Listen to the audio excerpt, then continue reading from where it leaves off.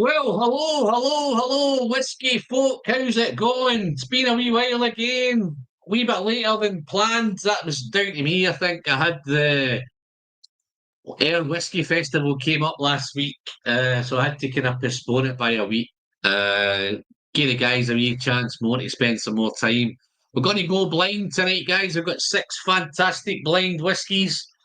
Going to test these guys' knowledge and their whiskey experiences and see how their noses and their palates are. Hopefully, we're going to challenge them a little bit. Um, if you're in the chat, guys, feel free, pour a couple of drams, sit down, strap yourself in, sit along with us. Hopefully, we can keep you engaged for a couple of hours. Now that you've put the kids to bed and you're sitting there with your nice dram of whiskey, Mrs. is upstairs watching shite TV. All of that stuff's going on. So we've got a couple of lads in the background at the minute. They're just finishing off their dinner, and I think we've got kind of 9 or 10 in the chat at the minute. So Dave's in. Sorry you can't make it to Dave. All the best. Hope you're feeling better. Get better soon, mate. I'll drop you a wee note during the week. See what we're planning for next month. See if you're up for it. See if you're better. See if you're fighting fit. Yeah, and a couple of guys I've just noticed. Let's go through and see who's come in. Sam Swindle was in earlier. I don't know if he's still around now. Donna Pass, Tim. How you doing, Tim? Great to see you, mate. Over there in the US. What's we got? Let's Gert, Whiskey Lover Society. Guys, if you've not subscribed to Gert, dive over to the Whiskey Lover Society and give him a little kind of shout out. Tell him Alan sent you. Give him a sub, click his bell, all that kind of stuff. Don't know if that sounded quite right. David Owens in. Oh, nice to see you again, David. How you keeping, my friend? Good to see you. What you've all got in your glasses tonight? What you going to be drinking? Are you drinking? Are you in coffee? Are you in whiskey? What's going on? There's where are we? Ian Cockcroft's in. How you doing, Ian? Nice to see you, mate. I'll catch up with you during the week, Ian. I'll drop you a wee note, see what we're planning for next month, see if you want to get involved in that, mate. Yeah, so we've got a few kicking in, got 12 in at the minute. Let's see how long we can keep these. Yeah, it's been an interesting month, guys. Lots of things going on. Lots of things going on in the whiskey world.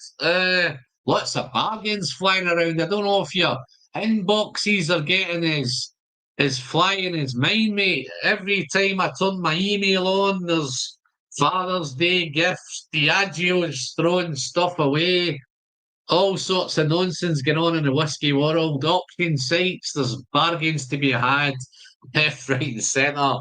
I'm terrified to go into an auction site because it'll just rinse my wallet. Yeah, lots of stuff going on. Amazon's flying it out. Diageo's flying it out. Bargains everywhere, man. I think whatever your taste is or your tipple is, I think there's something out there at the minute. Don't know how that's going to be long term for the whiskey world. Whether it's a sign of things to come. If we got too much whiskey, we might touch a wee bit later on that in the stream as we're going through some of these whiskies. We might end up chatting some shit about whiskey. I've been to the Air Whiskey Festival last week. Fantastic day again, and that's my fourth Air Whiskey Festival on the trot. Just a quick one. I'm having a cup of tea. Drab's coming later. That sounds good, David. Just drop in and let us know what you're having, mate. Yeah. Gert's got the Ben's 18PX in the glass. Homesick. Oh wow. Okay. And David's on water tonight due to COVID, man. Can you still get that? Didn't you think you could still get that, Dave? But yeah, obviously you can. And then there's Tim. Tim's got a nice one for a Sunday afternoon. Fill it deeper. I got on in an hour. So yeah, feel free, Tim, if you have to pop off. Hopefully we can keep you occupied for the next hour, my friend. Let's have a look. Warming up with Kilkenny. There's a good start. Andrew J. Good to see you, Andrew. Thanks for dropping by, my friend. Yeah, the Air Whiskey Festival, fantastic. Picked up a couple of bottles, couple of highlights of the festivals, a couple of really nice Glenallachys that I picked up at the festival.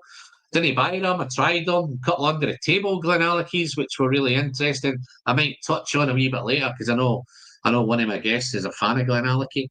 And we a couple of Cadenheads. I think my dram of the day I think was Glen Ord 19. Cadenheads, absolutely fantastic.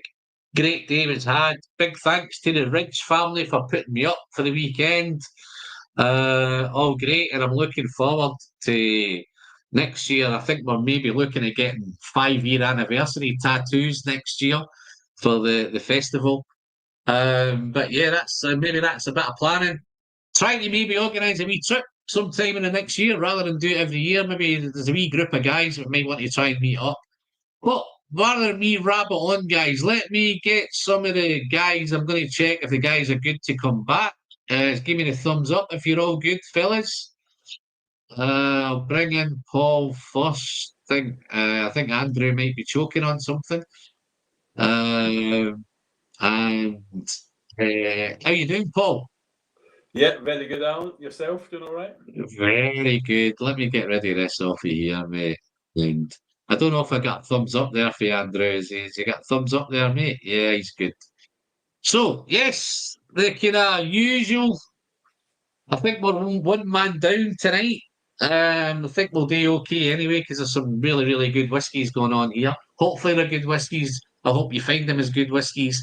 Yeah, blind tasting, guys. 6 crackers. 6 wonderful ones. So how you guys, what you've been up to over the last couple of days since we've seen you last time, guys? What's been your You've been to Campbell Town, haven't you, Andrew? Yep. Yeah, it was a group of us from the whiskey club went up. Second time in Campbell Town, but first time for the festival. It was absolutely wonderful. The only problems were, one, the amount of money we spent, and two, throwing my back out trying to carry the suitcase full of whiskey back. Wow. No, it's mad. Mad. I'll tell you a quick story. I think, did you meet up with the malt monk there, Justin Adams, when you were there? Did you meet Justin? You catch up with Justin? Justin went up for the festival, but I think the plan he booked his hotel 10 months ago.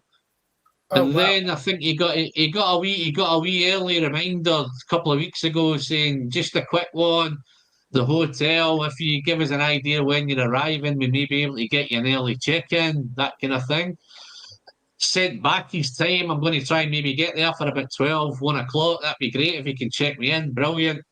And then he gets another text message back saying that they've double booked his room. He hasn't got a room for him.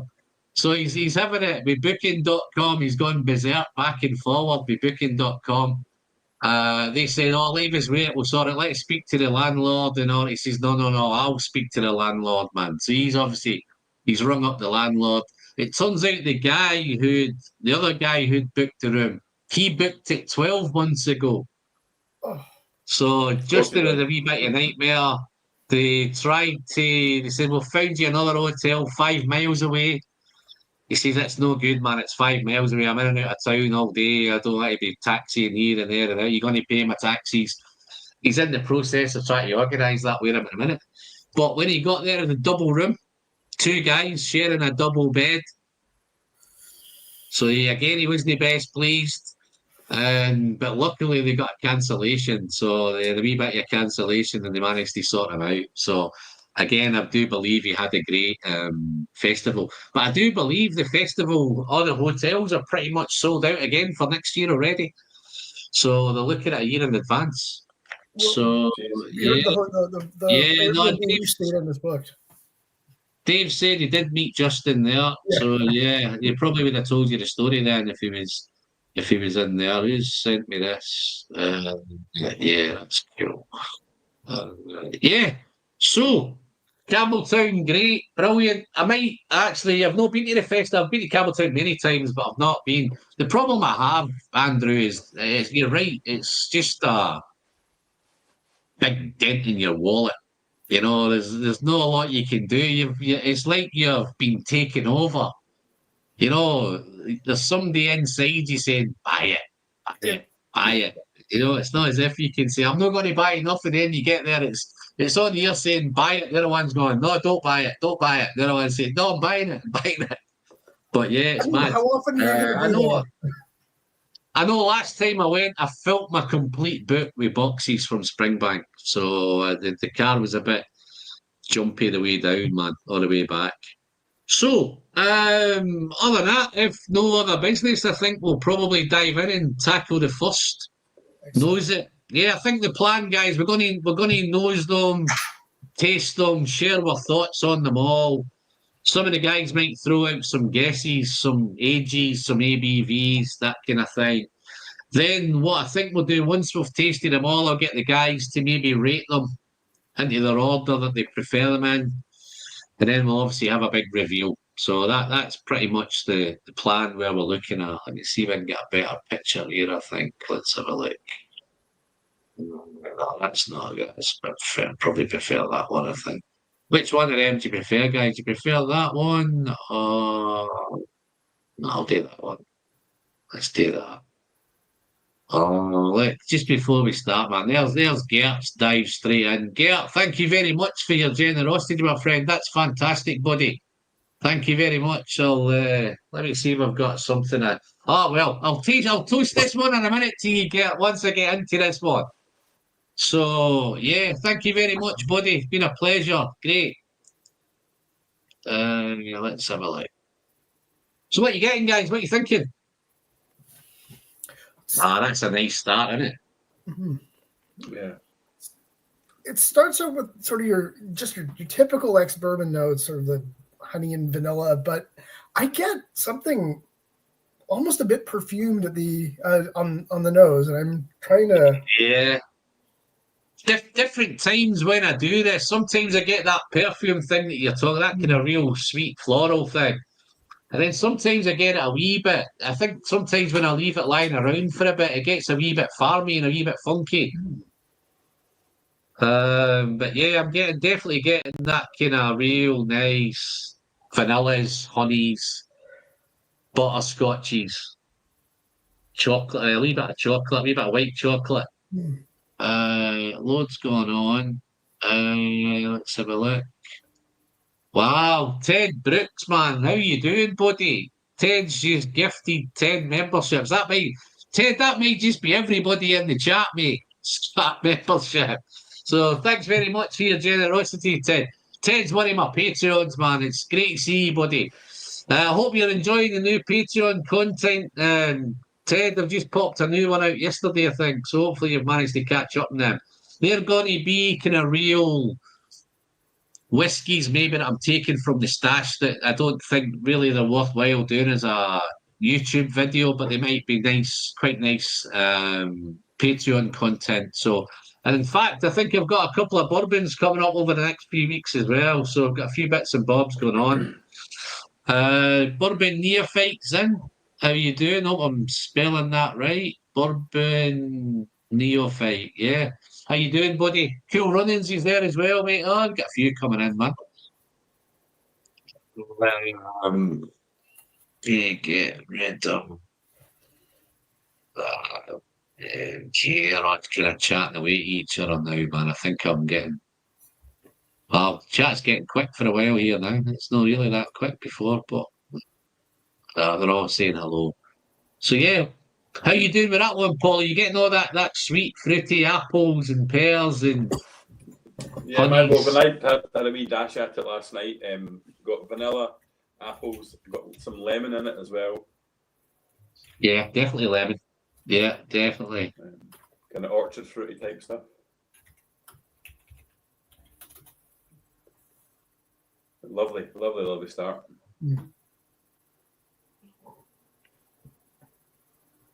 Yeah, that's nice, Ted. Well, thanks for that, Ted. That's fantastic, Ted. Well done, buddy.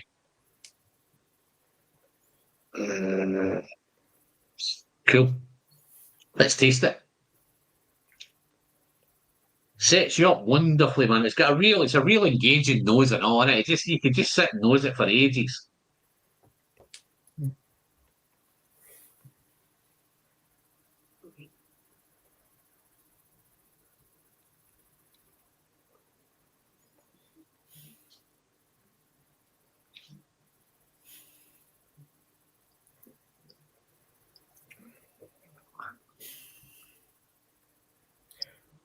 first thing I'm going to say, I suspect that. So I had a calibrator dram before this, was the Kilkerran 16.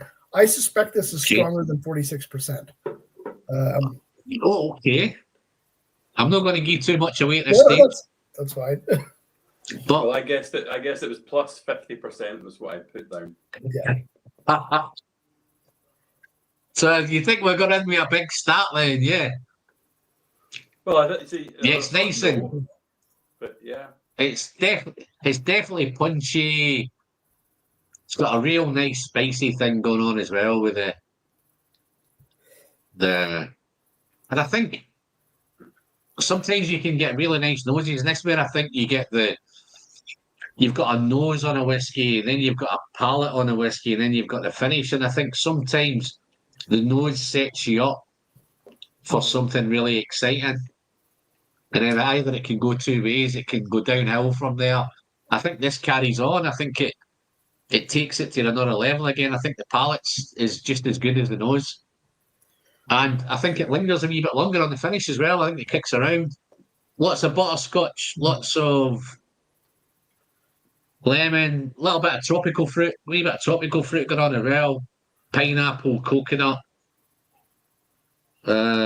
Just a real nice.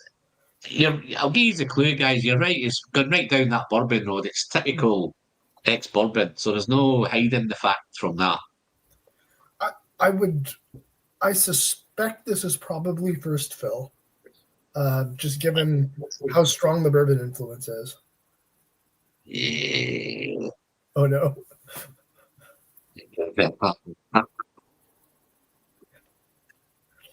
Keep your notes. We'll come back to your notes later on. Just keep the notes what you're dropping in, yeah?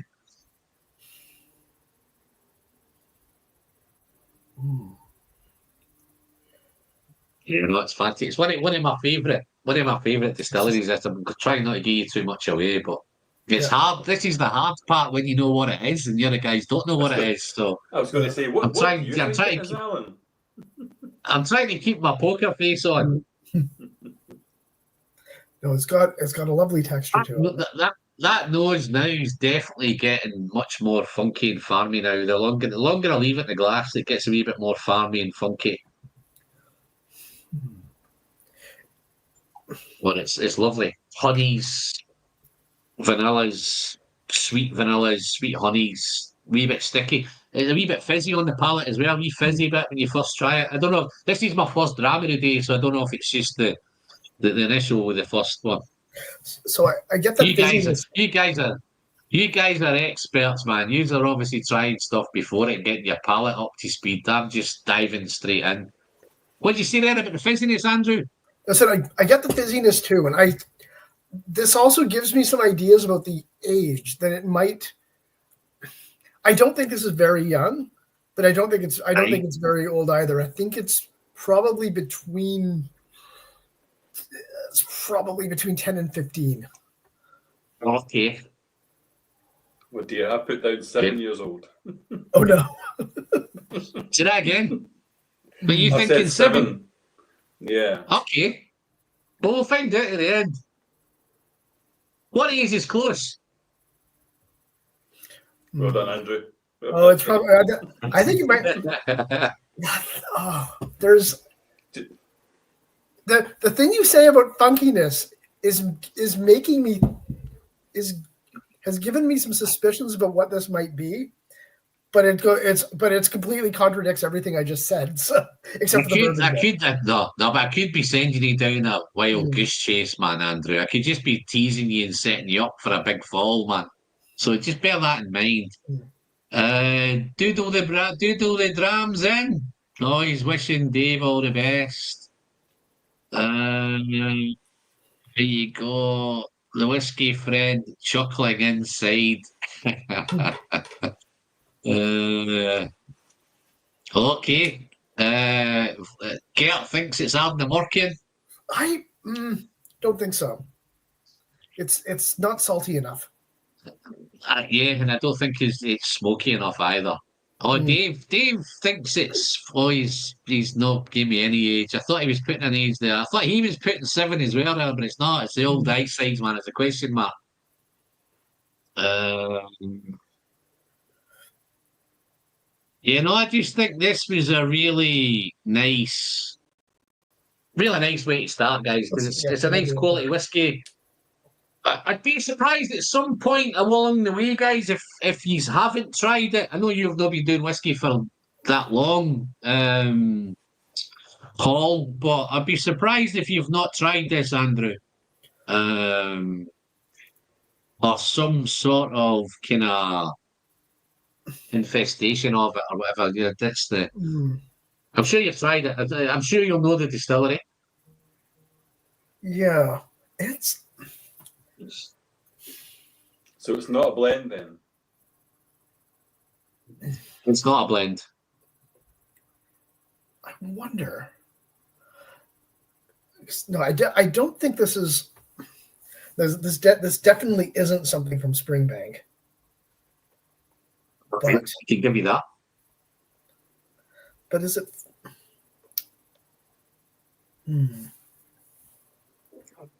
Some of the usual characteristics, if you break it down, if you go down to the distillery characters, then there's lots of butterscotch, lots of honey, lots of vanilla, lots of tropical vibe, lots of coconut, banana, pineapple, that kind of stuff. So those are typical characteristics of the distillery. So I'm getting a wee bit away, but you probably find some of them mad guys in the chat will get it. Until I tasted it, I thought it was Orchard House. And then when I tasted it, no, it's not. No, that would be a proper fruit. But I can see where you're going with that from the nose. I think it's a real fruity fruit bomb nose on it. Palate takes it a wee bit from the Orchard House, because yeah, definitely. The texture of it makes me wonder if it's a worm tub distillery. It's just got this like certain heft to it. Yeah, it's a bit oily. Yeah. When you find out the cask maturation, that might send you down that road a little bit. Right. Okay. But that's so nice, guys. I can't believe I finished that, man. I didn't even plan to finish it, but that's just went down nice. That is my first time. I suspect this is one of these. This is something dangerous that has some ABV, but is also very drinkable. It's drinkable. Well, I know it's drinkable, man. I've just hoovered it. It's definitely drinkable, man. But it is my first one. I haven't had a drink this weekend, so that's my first drink of the weekend. So if you're ready, we'll have a wee cleanse and I'll move on to the next one.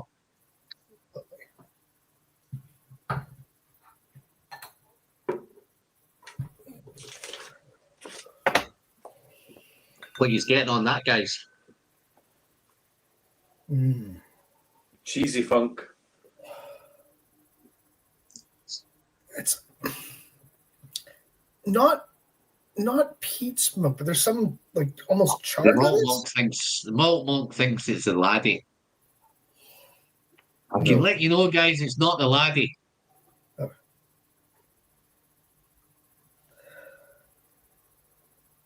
How you doing, Justin? Nice to see you in, mate. Had a wee chat about you earlier, about your Campbell Town experience with your hotel. Clicked a wee mention.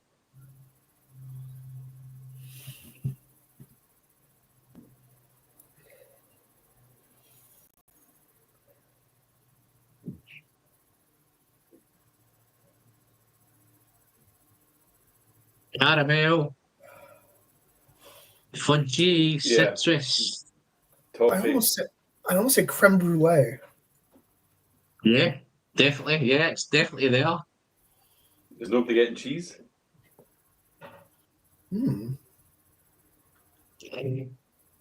Have you had cheese for dinner tonight? I think I'm smelling Andrew's cheese from earlier.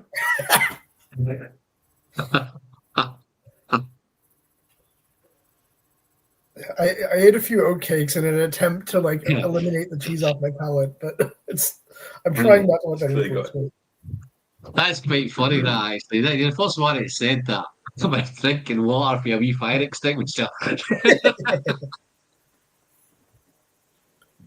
No, it's one of these little. It's a flask, Glenfarclas flask. I managed to pick this up. This is when you went to the Southport Whiskey Festival. This is what they gave you your water in, so you could take them away, which I thought was quite a nice wee thing, and I've used it ever since. So it's been pretty cool. Keeps your water nice and cool and everything. It's really really cool. But yeah, it's a Glenfarclas. Southport Whiskey Club have produced them.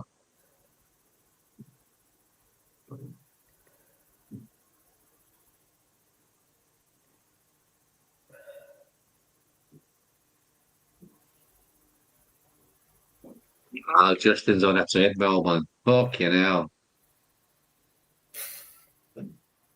Text on a treadmill. Shame. That'd be nice if he's on a treadmill with a glass of whiskey in his hand, wouldn't it? Eh, that'd be pretty cool.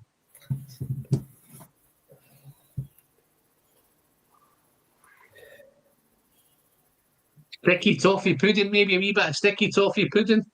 Yeah, there's some. It's to me the nose on this one is sweeter than the last one, but it's It's sweet. The color is I got throwing sweet me a bit. caramels. I think this is probably ex-bourbon as well, but it is a little darker than the first one. So do you think this could be bourbon with a wee bit of sherry in it? Yes. Yeah. Maybe. Unless it's been in first fill for a little while. But yeah, some sherry influence seems more likely.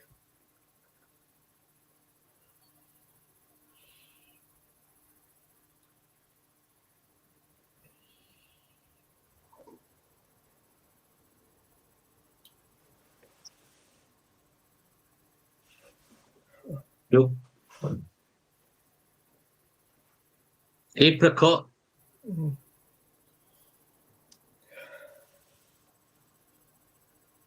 I get a wee bit of cherry and a wee bit of dried fruit in it. So there's definitely some dried fruit going on. I think there is the wee bit of sherry bringing that, I think, whenever I get the dried fruit.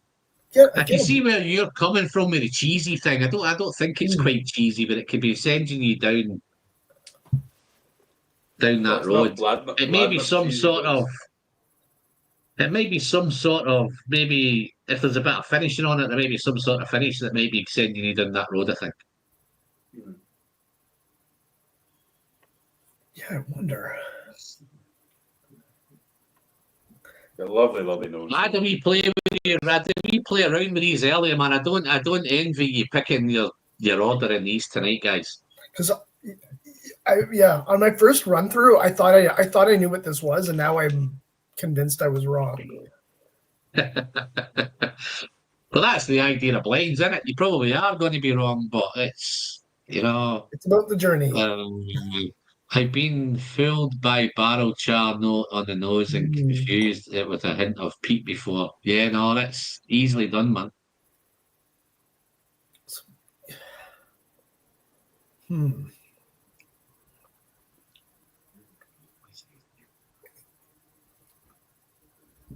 See, this is great, isn't it? You can't. Normally, you'd have had this down your throat by now, wouldn't you? But he knows he's just keeping you picking away at it, isn't it? Well, now that comment made me wonder if this is some sort of like de-char rechar cask.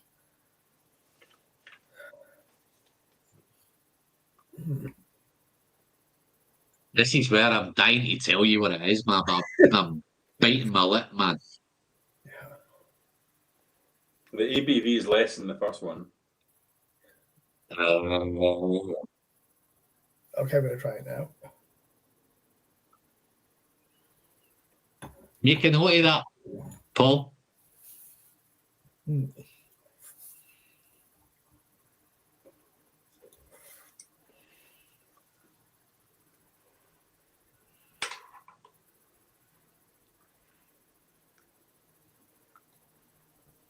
Oh, I attempted the shake test on all of these, so to check how the beating holds. Yeah. And this 2 and 5, I think, if I had to guess, I think 2 and 5 are probably the lowest ABV. Yeah, they disappeared quite quickly. That's where I'm getting that from. 2 and 5. 2 and Okay. 5 are the ones with the lesser ABV. Okay.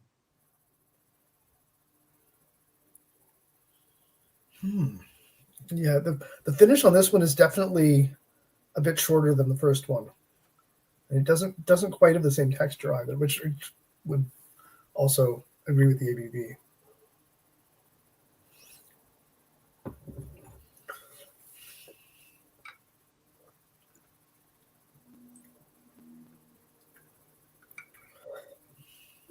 Maybe spicy finish.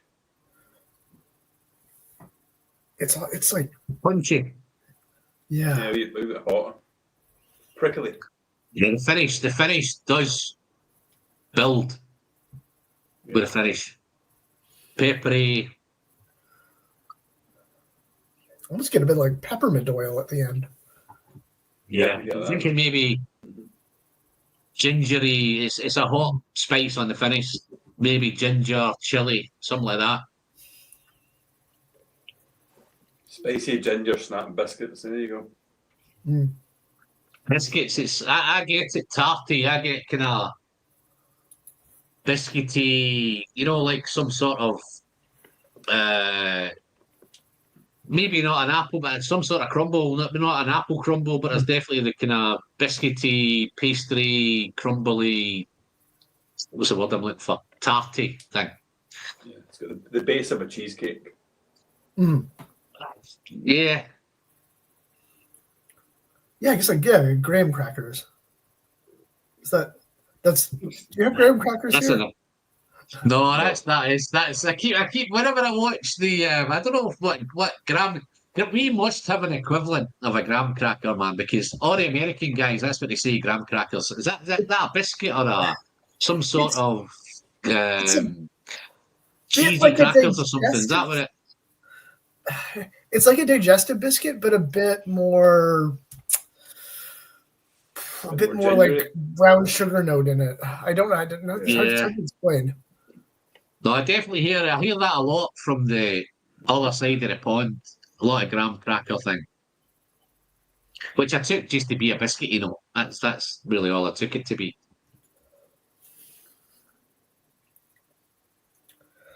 Yeah, this is. Yeah, nice and confusing, Alan. Thank you. Yep. Yeah. This is again. Nice and confusing. Well done. Yeah, this one's challenging. Yeah, no, and I think that's the whole point. And I think even if I named these and I told you what they were at the beginning, I think you'd still be quite challenged with them. But it becomes doubly harder when you're doing a blind.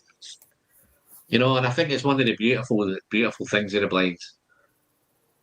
Yeah, I can understand why Alan has COVID now. Not Alan, sorry, Dave. Dave. Yeah, he was scared. No, he was scared.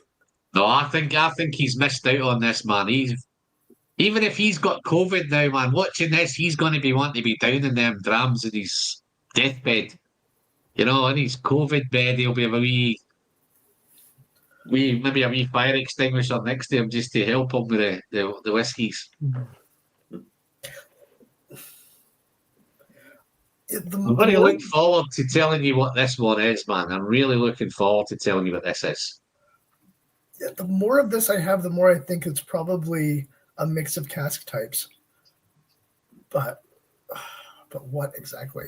There's a certain nuttiness to it, which it's got a whole lot. Maybe that's a bit of sherry influence. Yeah, it's first fill bourbon, and then it was finished in an Oloroso sherry. Yeah, I think you might be onto something there. Or I mean, yeah. I mean, could it be? I know some official bottlings you get a mix of cask types, but yeah, no. This seems like it might be more a finish. I think you might be onto something there. But the color, it's still fairly light. like a short finish. ABV, what are you thinking, ABV?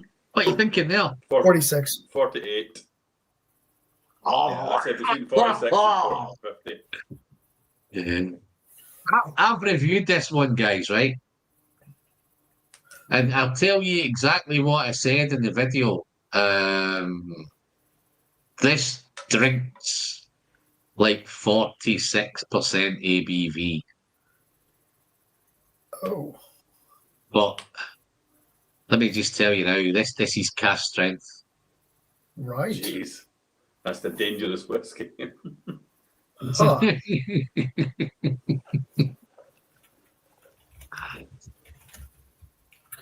Right. I'm going to resist the temptation to look through the archive of your videos. Yeah, no, it's been a while. It was a while ago. Right. If I told you this was the biggest ABV tonight, would you be surprised? Very. Yes. It would also make me never want to use the shake test again.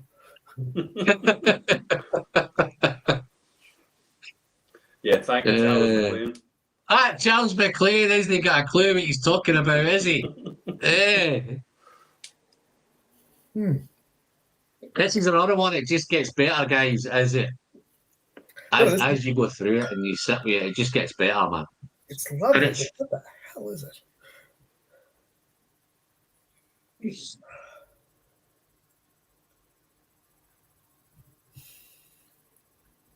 I'll give you another wee tip with this one, guys. I got this sent to me to review. They sent me 100 ml of it to review. And when I got round to reviewing it, I had none left. Oh, right. Okay. So I went out and bought a bottle. Are these all official bottlings, or could some of them be independents as well? Yes, there's a mix of independents. There's a mix of distillery bottlings. There's probably an IB of some sort.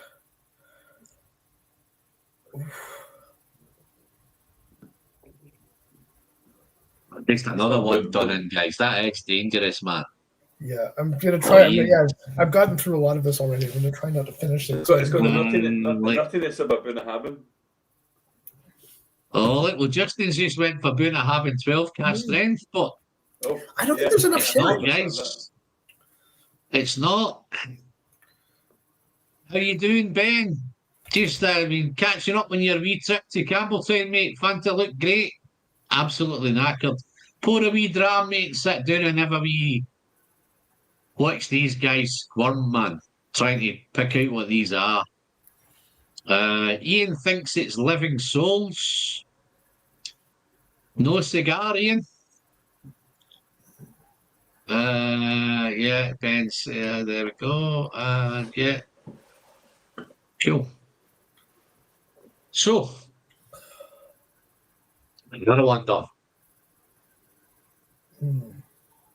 You need more time, guys. So 46. You both think it's 46% ABV. I thought it was 46% ABV until you said it was cast strength. Now I'm completely second guessing. I had when I tried this the first time, I had a guess about what this was that is so off that I don't want to say what I thought it was. Right, okay. You get a chance later, mate, to say what they are. Yeah. I'm going to pull over the next one. You guys crack on with that. I'm just going to get a wee nosy. I'm a wee bit behind, I think, because I've not had a whiskey today all weekend. This is changing it up again, man. Right. Let's get...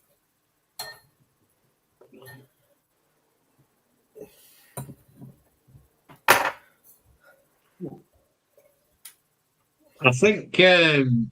I think Ben was with Jim at Campbell Town. Some of the pictures I saw, I think they were definitely together there on Campbell Town. Ouija.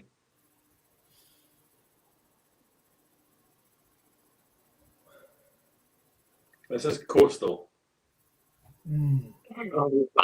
Very good, mate. That's bang on.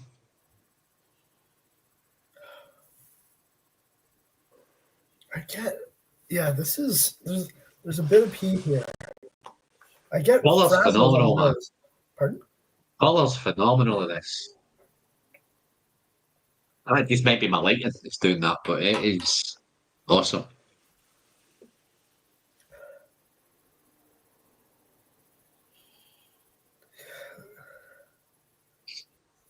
I get a wee bit sweet and sour.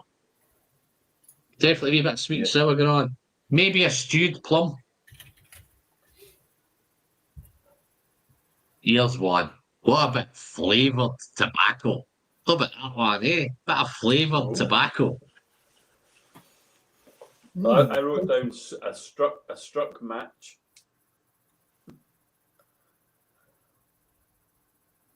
I'm getting some apricots.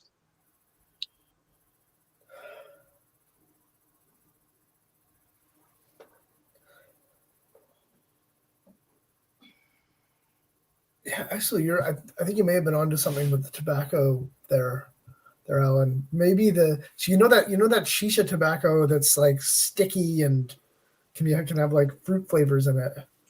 Yeah. Maybe like that. But I'm still getting, just a touch of baconiness. Yes, well, funny enough, on my notes I had a bit of smoky bacon on the palate. You've probably just got there before I taste it yet. Maybe a wee bit of sausage as well, maybe. It's like a kind of breakfast, the fried up breakfast maybe going on.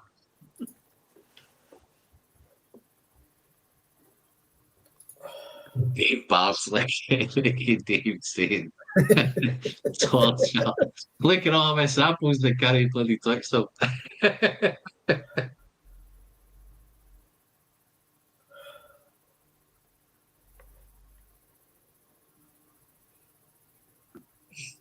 Seems quite oily as well. Oh yeah, no, I haven't tasted Yes. Oh no, it's definitely oily, man. Yeah.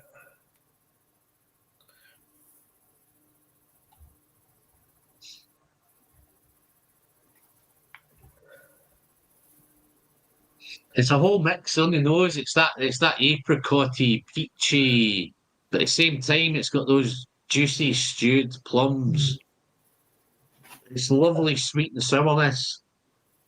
And it's just all held together with that beautiful flavoured tobacco. I'm trying to think what kind of flavour. When I'm saying flavoured tobacco, it's just got. It's no. I think when you get through to taste it, I think it becomes more pipe tobacco when you taste it. But I think at the minute on the nose, it's just that different. I mean, that shisha thing might be a thing that you're right. We're going down that road. But it's definitely it's a real interesting. Oh, here we go. Ben's having a stab. Kilkerran 8 port cask. No cigar, Ben. No cigar.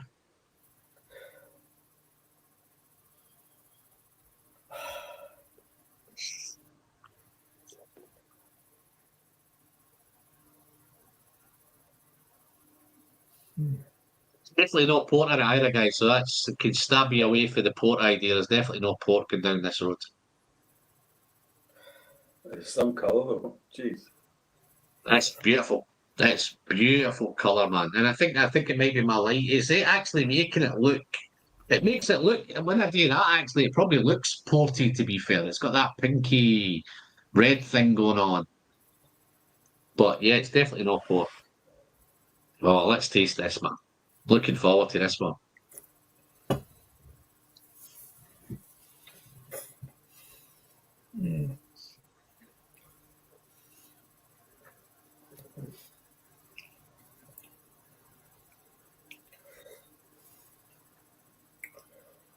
It's got a kind of lovely texture to it. Yeah. Yeah. How good is that, man?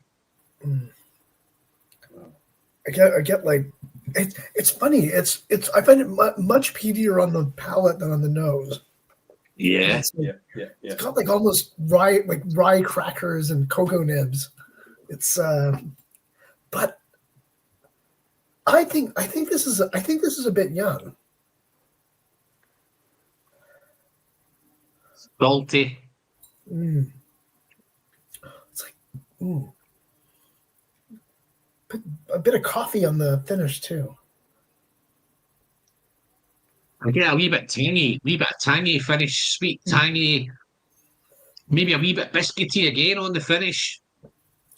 Chocolate and a wee bit of orange peel on the finish, man. That's where I'm heading with them. And obviously it's salty and it's smoky. That's where the kind of, if I was breaking that down into a finish, that's where it would be. I wonder if we're in Isla here.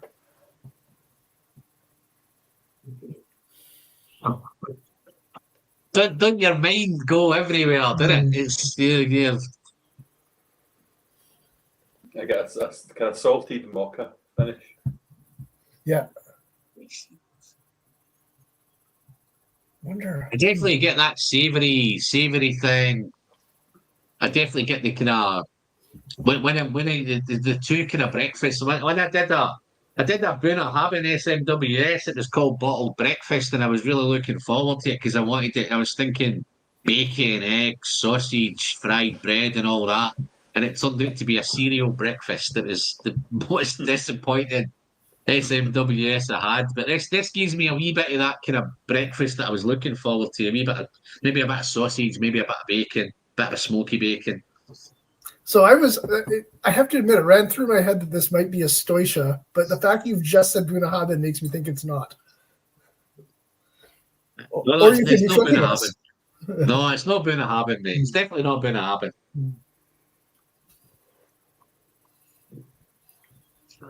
I don't think it's quite as punchy for a Stoisher. I don't think it's down that Stoisher road. I think Stoishers are usually that wee bit more big, punchy, kick in the faces, aren't they? This isn't. Yeah, this isn't.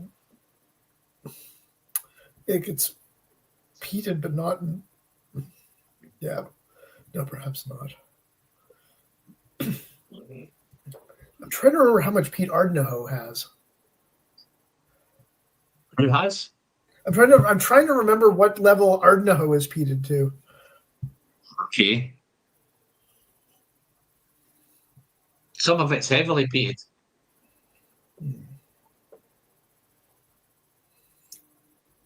Not an Ardnaho.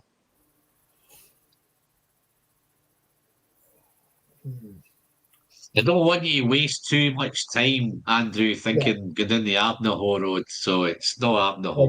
Okay. Yeah, look, easy. See, this is the beauty of suggestion. Look. Yeah.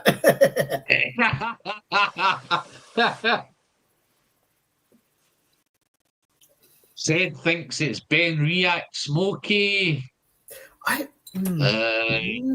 Doodle the Dram thinks that Ardnaho's up to 40 ppm. Oh, thanks. And David Owens guessing Kilhoman Stanag. It's been a long time since I've had that. I remember Kilhoman having a sort of farmier note to it, and I don't think this does. This is for me more coastal than farming. So yeah. Huh. So where do you think, guys? Are you thinking Isla? Are you thinking Speyside? Are you thinking? I'm now wondering if I might have been wrong thinking, like sort of narrowing in on Isla. That's the mistake. Everybody, as soon as you smell any smoke, everybody thinks, "Oh, it's Isla, it's Isla, it's Isla." But it's not phenolic, so it could be Highland peat.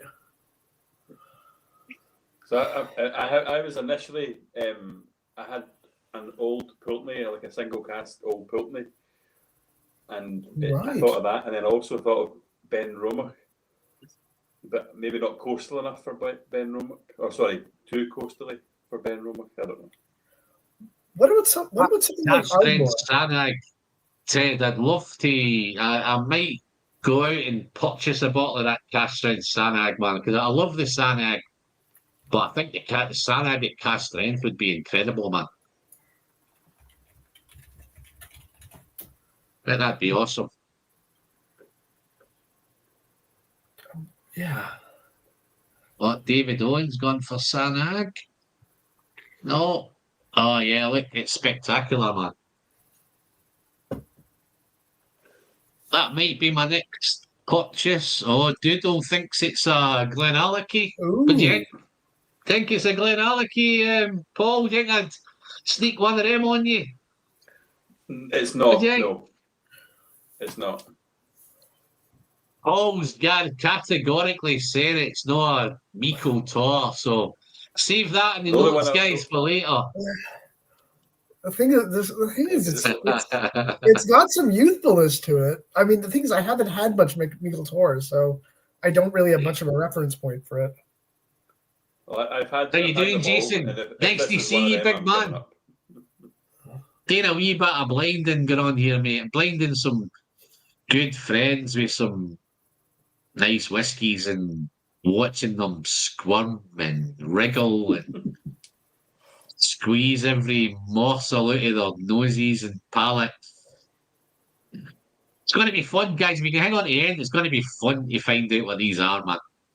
Yeah, I mean, look, when you do a blind, you fully expect that you're going to be embarrassed on some level. So, I'm expecting it. So noted, David. I think I've made a wee note, mate. I'm going to try and search out some Sanag cast strength. And I might battle it with this one.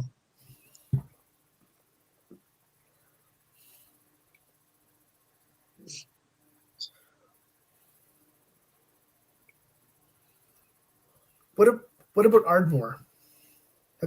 Paul, do you have any Ardmores?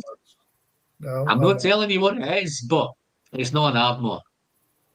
The Harris, the sherry one? Pardon? The Harris did an Oloroso finish. Not even. That even smells awesome on the nose. Dude, I've finished that one as well, guys. I'm going through these like there's no tomorrow, man. I'm taking lessons from you. You have to make it. You have to make it through the stream, Alan. No, I'll be fine, mate. Don't you worry. I've got plenty of water here, mate. You need to worry about it. I thought you were being watched. I saw what a good time Paul had last time, man. I want some of that. I want some of that good time that he had.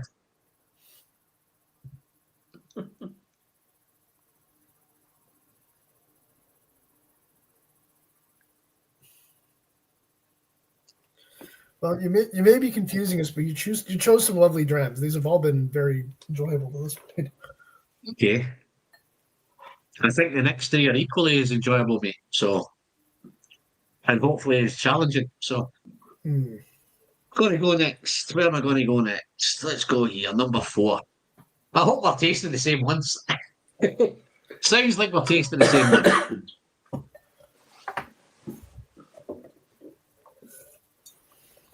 Guys, just a quick one, a wee advertisement in the chat. Guys, I'm doing some of these. I've been starting to put some packs together, guys. If you fancy getting involved in some of these packs, just reach out. Just reach out to the Whiskey Friends.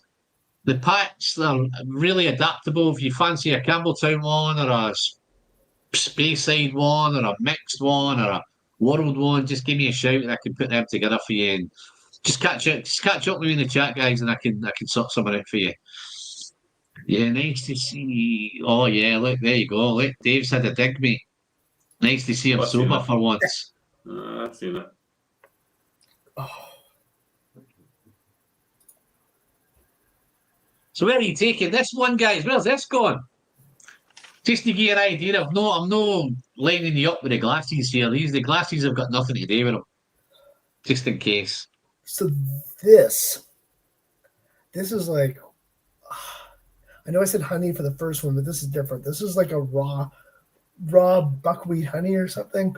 There's a bit of funk on this too. It's like, this is gonna sound mad, but like fish food, aquarium fish food. Would that come under the maritime thing? Yeah. Well, here's the notice that I wrote down last night. Gerberlin Hospital, Bourbon Peat Harbour. Okay. Yeah. Right. Wow. Okay. That was last night. See what I've got?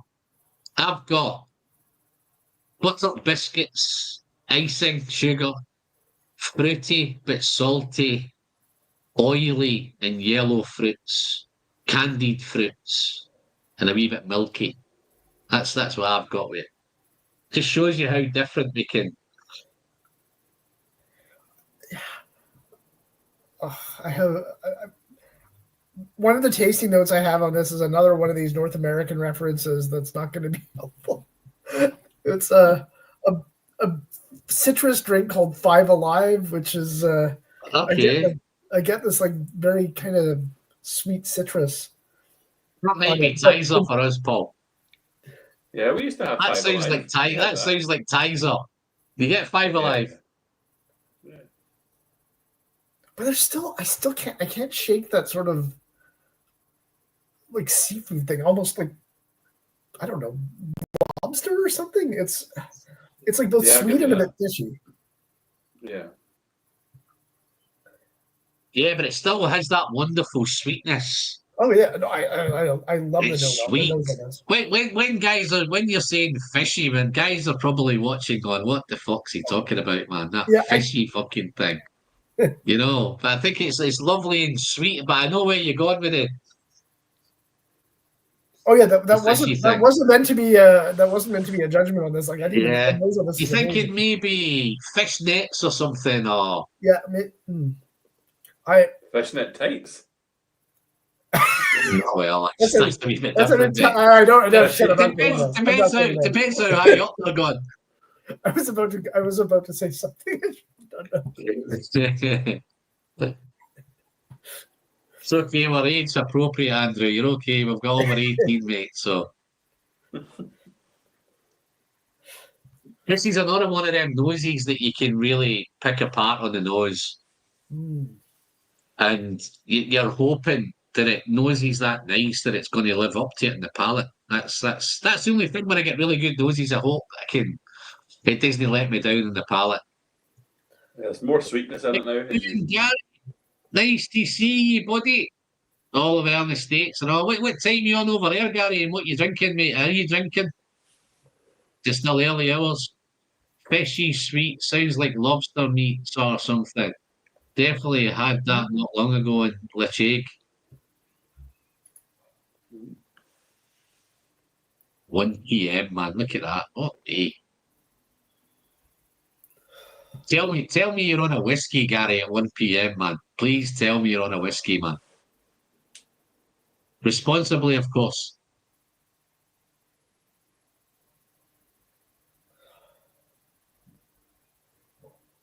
Teaspoon, 26-year-old. Any idea on age? Any idea on age? Did it give you an age thing? Do you mean just from the nose, or are we? Yeah, or whatever. Yeah. Who's thinking here? Oh, what's this? We'll be drinking teaspoon 6-year-old Ardbeg later, man. Nice. Oh, Dave's diving in. Look, 1991. Wow. He's definitely being influenced by that Lecheg comment, isn't he? Definitely being influenced. You're falling for the power of influence, mate. I have a bottle that I haven't opened yet. Have either of you tried it? No.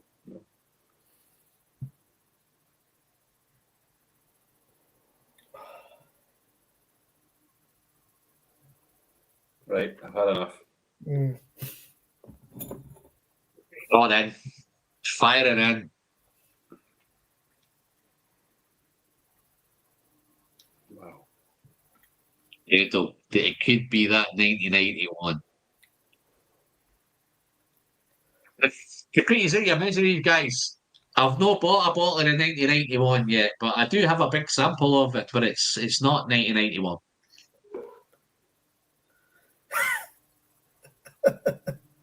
I just saw Doodle the Drams comment. Which one? What about the Chorlton? That Chorlton bottling. Yeah. Oh, here we go. I've just got it. Remember that, Chorlton? Feel that? Oh no, this is so much better than that.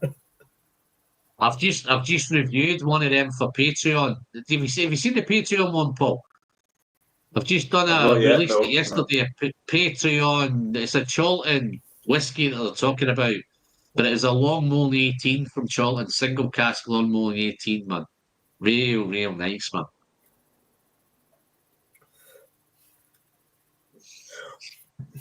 I think whatever this is has some age to it. Yeah. The whiskey friend may not have bought one, but knocked one.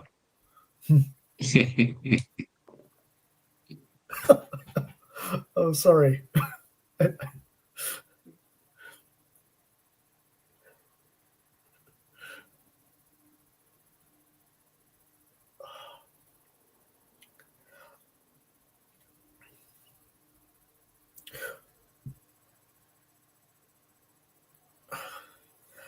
I don't know why I keep thinking of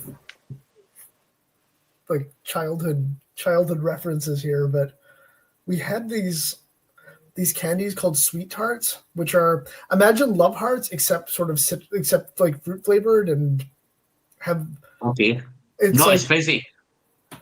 Actually, well, some fizziness to them, but they're like orange and lemon and lime flavor. It reminds me. Well, I've got this. There's definitely a confectionery candied thing going on. The fruits are candied fruits. But I've got a really nice sweet vanilla stuff, and as it develops, it becomes more jammy, sticky, marmaladey. The finish is really. It's definitely got that.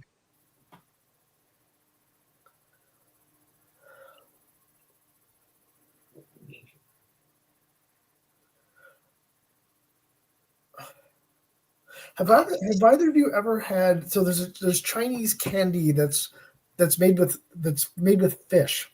It's like sort of a sweet confectionery made of fish, and it reminds me a lot of that. Yeah, I'm glad to say no. Don't think I've had that, mate. The only fish I've had maybe is in my local fish and chip shop down the road. Maybe I've got a bit of battered fish from there, you know. I did do a bit of lobster on holiday for the first time, and that was real nice, man. The lobster.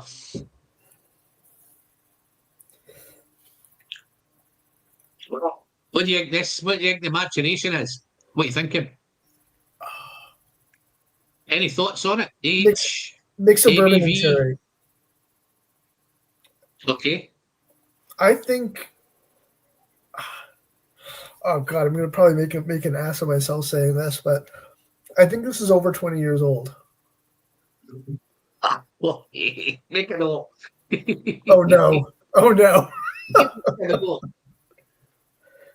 So I've got again. I think a mix of bourbon and sherry. I think it's 10 years old. Oh God! He's both bang on. He's both bang on with the bourbon and the sherry. Yeah. 50 to 52% ABV. Wow. Close, but no cigar. Oh, yeah, okay. Wasn't too bad, Paul. That was quite a good. You should make a note of that, mate. That was quite good. That. So make a note there, mate. I don't know. I don't want to say more because I'm getting the feeling I'm completely wrong about this. They're all super tasty, aren't they? No, but that's the beauty. This is the only saving grace that you've got for it, Andrew. It's live on YouTube. There's only 18 people watching it, so it's not as if it's like there's 2,000 people watching it. There's only like 18 watching, so.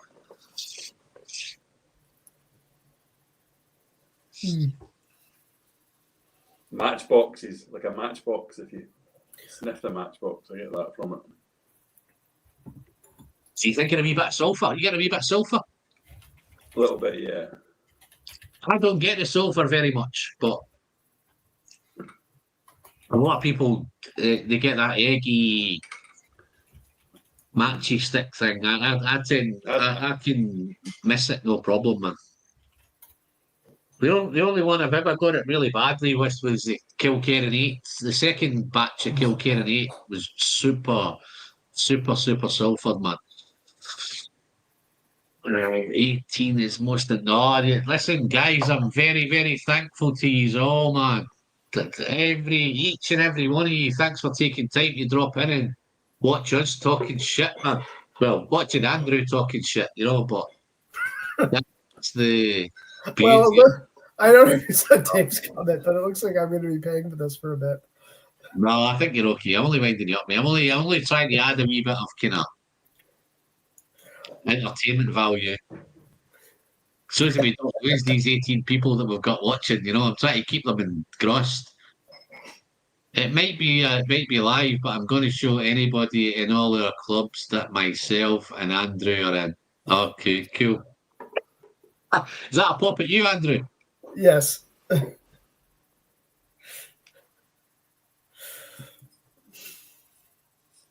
Slagging my Pilach. I'm done with him. Oh God, I'm getting myself in all sorts of trouble here. Cheers, David. Any thoughts on any of these, David? What you thinking, mate? Any shout? Any plans? Anybody thinking? You got any ideas what we might be drinking?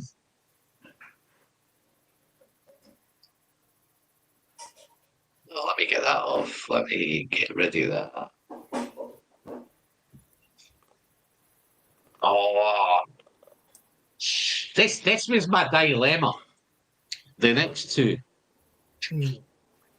I huffed and puffed in what order to put them in. So I might have got this wrong, but I'm going to stick. I'm going to go 5 next. Oh, okay. So we're not switching them up. We're going with 5 before 6. Well, until like that 6. Let's do 6, yeah. 6, yeah. 6, yeah. Okay.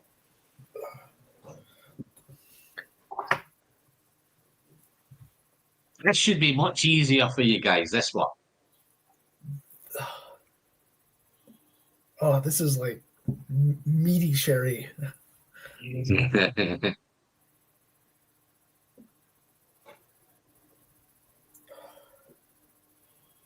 bit of rubber on this almost.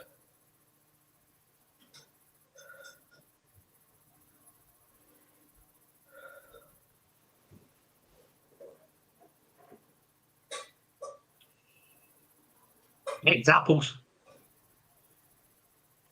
Chewed apples. And it's lovely and chocolatey and lovely and malty. A real chocolatey, malty vibe. Yeah, there's lots of sherry going on here. Okay, yeah. I can give you that one. Can't you hide the fact, can I, with the colour of that?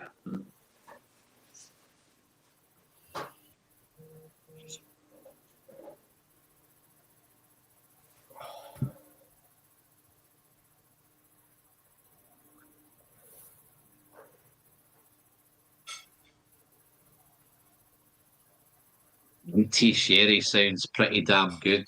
No, this is definitely a meaty sherry, man. Malty, meaty. It's very punchy.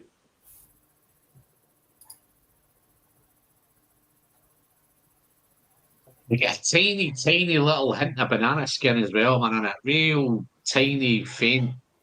You could easily miss it, man. But it's all that sherry goodness, man. Once you get it, this is another one. Once it goes onto the palate, it just takes a whole nother level, man. But you could spend some time if you're definitely a sherry head, you could really sit and pick this apart and nose it, and dark chocolate, baked apples, stewed. It could be any stewed fruit. It's got a real stewed, cooked fruit thing going on. But the maltiness is incredible, man. Getting a lot of prunes on this. Yeah, all those dried fruit, dark fruit, red fruit, cooked fruit, stewed fruit. It's really, really, it's like a fruit compote. It's got all the kind of, but I don't think it goes as far as the kind of Christmas cake thing. I don't think it goes down that road. It's Yeah, not it's not sweet got enough your for that. boozy raisins. But there's a lot of big sherry drams here. They all go, oh, Christmas cake, Christmas icing on top and all that. This is much more full bodied than this. This has got definitely a big sherry thing. What once I tell you what the sherry is, then you'll probably get a grasp of it.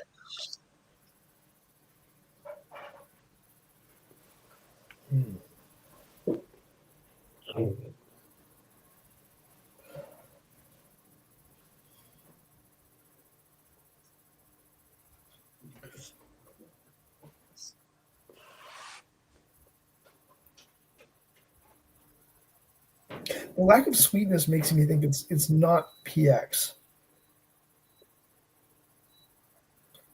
Now Alan's going to tell me it's PX. You can look, I don't mate. agree. Oh, somebody's taking notes. Who's taking notes in the chat? Oh, this is totally I'm sure, PX. Dave's, I'm I'm, sure sure, Dave I'm is. sure Dave's. I'm sure Dave's taking notes, man. Okay, so this is full maturation PX. No, but there is PX Right. Okay. amongst others.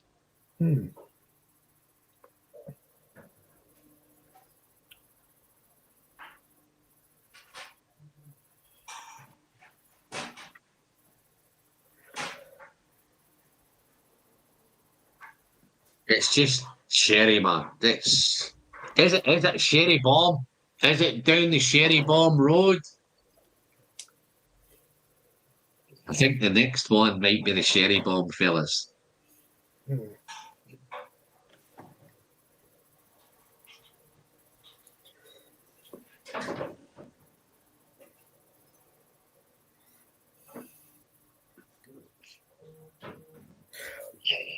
Yeah, getting lots We of all dark know chocolate Sherry on the Casa, palate. your love language. No, you're not Rudy. You're not wrong there, Doodle. That's my bag. It's my baby. That's why I've saved them to the end, man. There's a little bit of dunnage out of it as well. Okay. I'll take your word for it. Yeah, my big notepad is loving this. Totally forgot I'm not feeling well.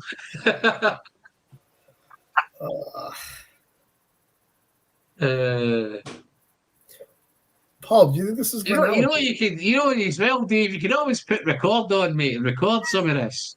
When he said there's PX in it as well, then my brain would go right. It probably could be a Glenallachie, but I never get that kind of the dunnage stuff that I'm getting. I wouldn't. Yeah, I would. okay. I personally No, I'm get not it going to for wind you Glenallachie. up, Paul. It's not a Glenallachie. I didn't think it was. Yeah, it's not a Glenallachie. No, I know how much you love Glenallachie, so I've purposely been making sure I've not been putting any kind of Glenallanchies in there, man. I wanted you to find a wider experience of sherry away from Glenallachie. So this will take you down a different road from Glenallachie, mate. I went to the festival, Paul. Let me digest or digress a little bit. I went to the Air Festival and I walked in, right? Everybody deserted me and I walked in on my own. And I walked in and the first stand that I came to was the Glenallachie stand, right? And there's a wee bird behind the counter, or there's a young lady behind the counter, and she's got the 12, the 10 cast strength, the 15, the 18, and a couple of Miko tours on the desk, right? And I'm looking at her, and I was surprised there was nobody else there. I was the only one there, right? And then this big geezer came up to me and says, "Oh, what's your tipple, mate?" I says, "Where should I start?" And he went, "Well, if I was you," and he grabbed my glass right out of my hand, man, right? And he poured me the 12. I says, can I just stop you before I go into this 12? But I'm a massive Glenallachie fan, and I pulls my pictures out and I shows him all my Glenallanchies, man. He took this fucking dram back out my hand again and poured it into the bin. He says, "Oh, you need what's under this table, man." So my first dram of the day was under the table, right? And he pulls out a 14-year-old single cask, well, not a single cask, 14-year-old Glenallachie, 9 years in bourbon, 4 years in, I'm pretty sure it was Oloroso, and it was 56 point something. So what a wonderful, wonderful start, right? I says, how much is that? And he went, 95 quid. I says, where can I buy a bottle? He says, we don't have any here. I tell a lie, 72 quid. He says, if you go into the Aberdeen whiskey shop, you can pick it up for about 70 quid. They do a 5% discount or something. So I've looked at that one and that's in the pipeline. So then I says, right, great, I'm going to head off and try some more stuff. And then one of the guys grabs me and says, oh, what you been trying? I says, listen, I found this really cool Glenallachie under the table. He says, oh, I'd love to try that, man. So I took him back. I says, listen, mate, I really apologise, but my mate's a big, big Glenallachie fan, man. He'd love to try that 14 that you've got under the table. He says, yeah, no problem. And then as he bent down to pick up the 14, I spotted he had a 17-year-old down there. Right? And I'm thinking, what the 17-year-old in Mizunara?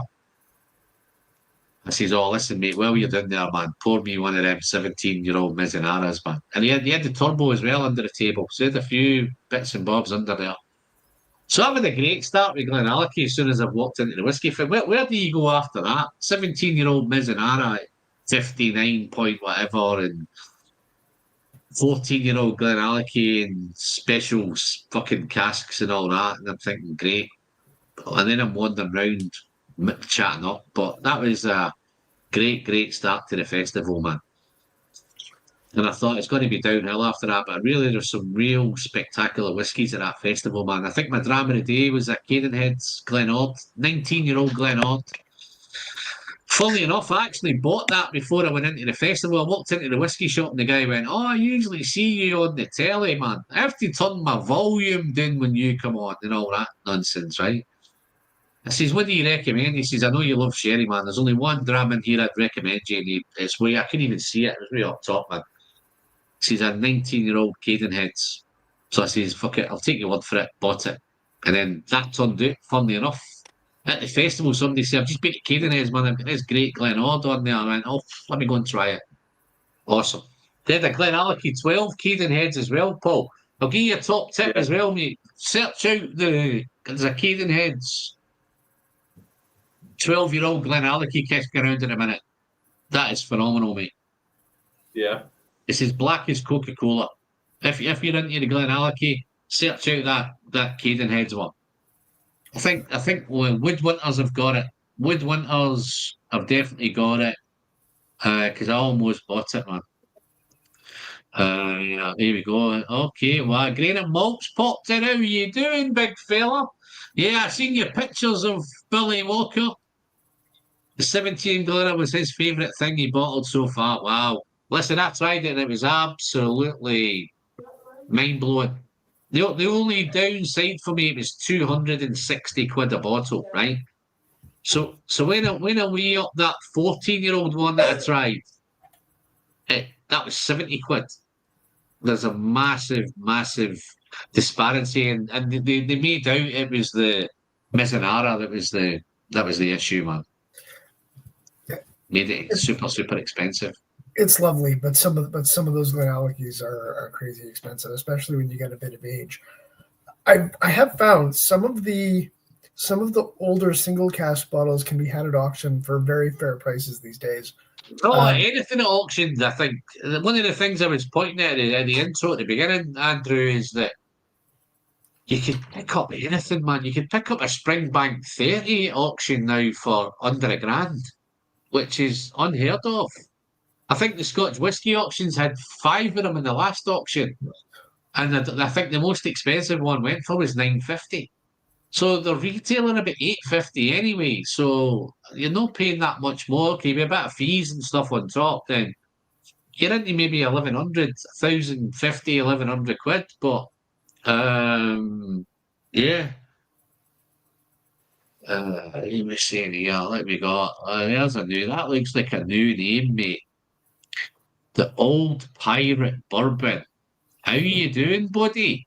Nice to see you. Dive into the comments and let us know where you're from.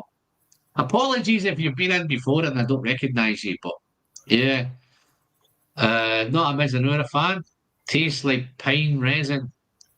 No, this was nice. I think Ted. I think the Mizunara when he mixes it with his other casks. I think it just depends on what Mizunara you've tried.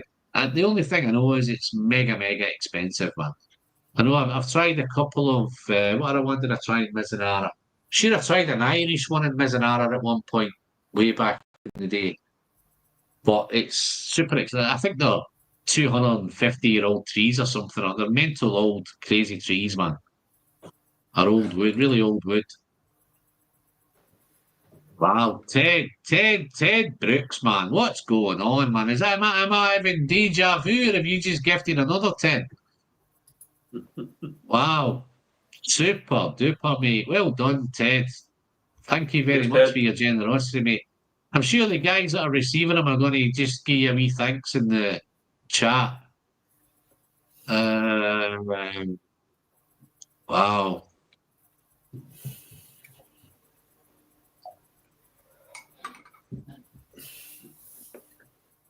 Listening to video, don't drink on a work night.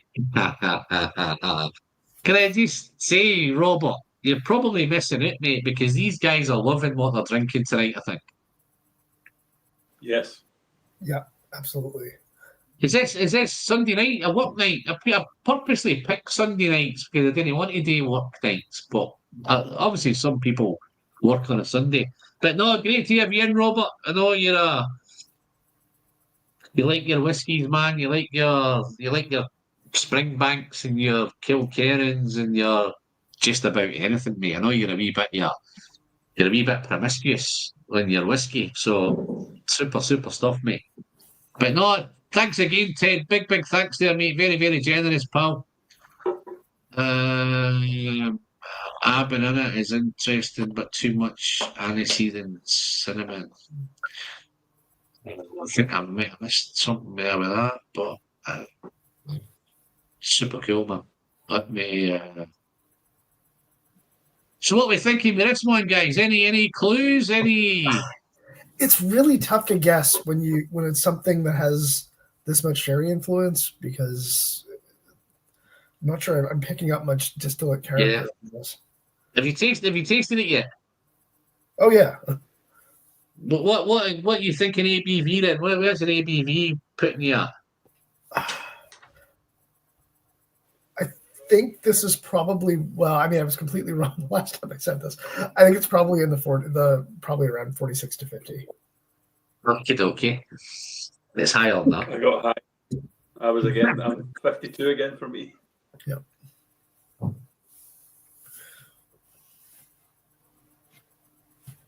Well, let me. I've been fighting this one, guys, so I'm going to dive in and send this one you know where. Cheers, responsibly, of course.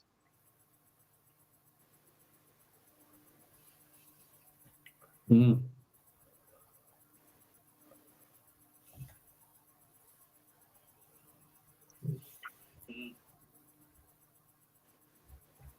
How good is that, man? Lovely. Yeah, it's lovely. Fudgy, rich toffee, rich and sweet, nutty. I'm getting a wee bit of caramelised nuts, ripe fruit, and dare I say, man, a wee bit of custard. But would I be over egging it if I said this was a flavour explosion, man? Yeah, there's a No. lot going on here. Agree. This is a flavour explosion, man. This is really diving into and the two statements I'm going to make, right? Finish is incredibly long. It just fucking goes on for days. And how Moorish is this, man? Yeah, I'm drinking this rather quickly. I suppose if you're not a sherry head, then this might not be quite what I'm explaining, but this is Moorish. I'd also go a wee bit further and say this could be a wee bit sherry masterpiece, man. Once you know what it is, then the sherry masterpiece will come into play, man. Well, I'm going to have to buy this now. Are you? Okay. Yeah. What? I'm one. Oh, I'm wondering if this is a Glendronach. Oh, well, then your ones. No. Oh, you mean the no age statement ones? I don't know. The finish makes me wonder if there's some age on this, although this might just be an instance of me being very wrong again. Oh no, this is going to be a no age statement, Glendronach, isn't it? Oh God. Dave, I hope you're taking notes, mate.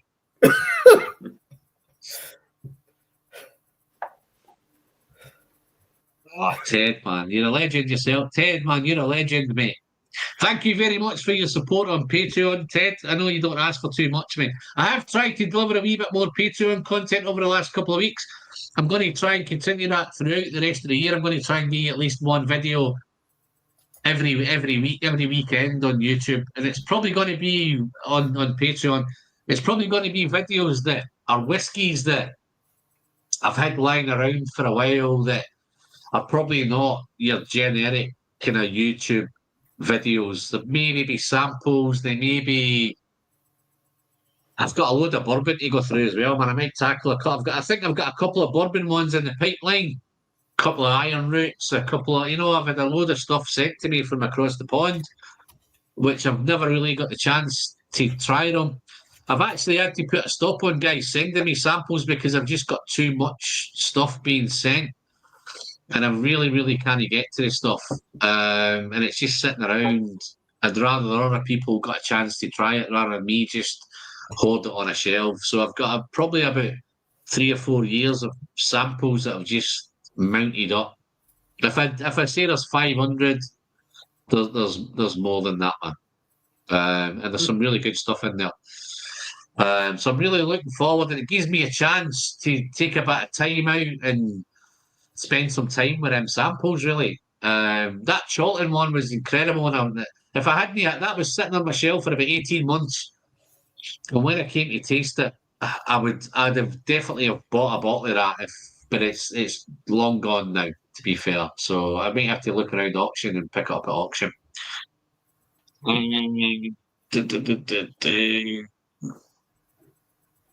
Happy hell, drinking an old buddy.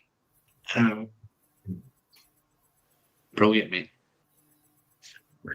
So we're really getting into the nitty gritty, mate. Is this the daddy coming up?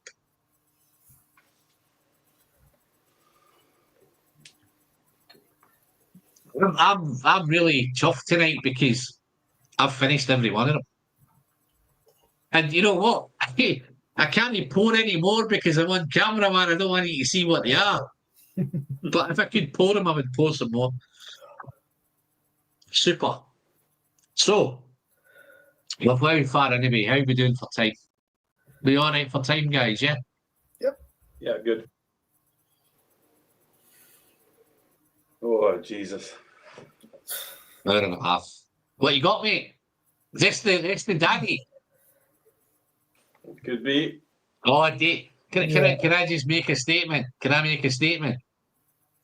Dave, this one's for you, mate. You should have been here, mate. This is the one. I'm gonna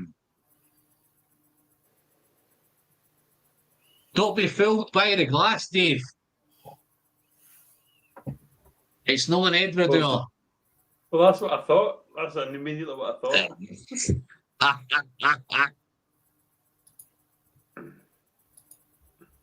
God, there's a lot going on. I read minds as well, Paul. How dark is that, man? That is just Coca-Cola. Well, let me show you guys, because there's Coca-Cola. Jesus.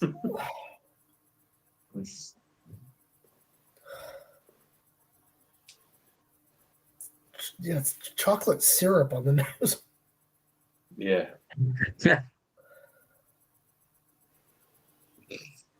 right.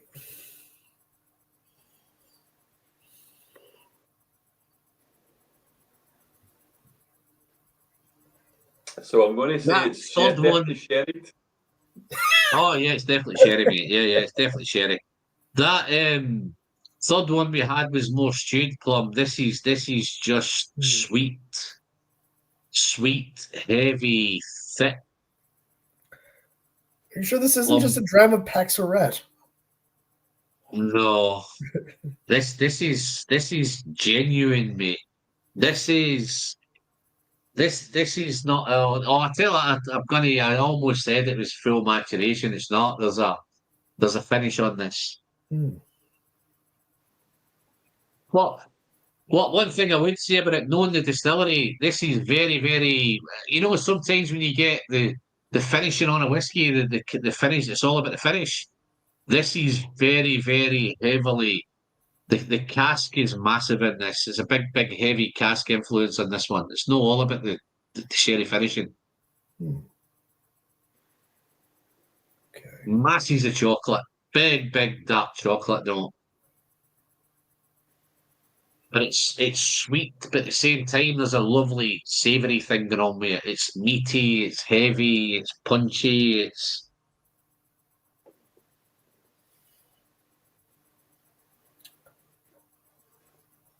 I'm also getting a bit of that sort of youthful kind of barley sugar note. I wonder if this is a newer distillery.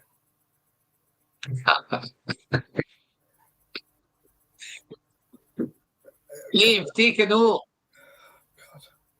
This is going to be like Glenturret or something, which is the oldest. 1855 or something. It's going to be fucking Glenturret.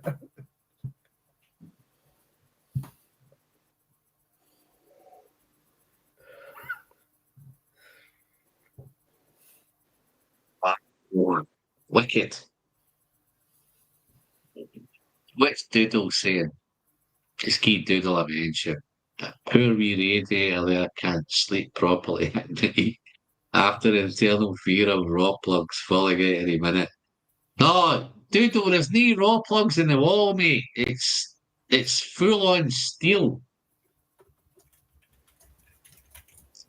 Is that a Cragganmore 12 2019 special release I see behind you? Cragganmore, behind me. Got the Cragganmore behind me, man. Oh, yeah, it's, yeah, you're bang on, mate. Yeah, let's have a look.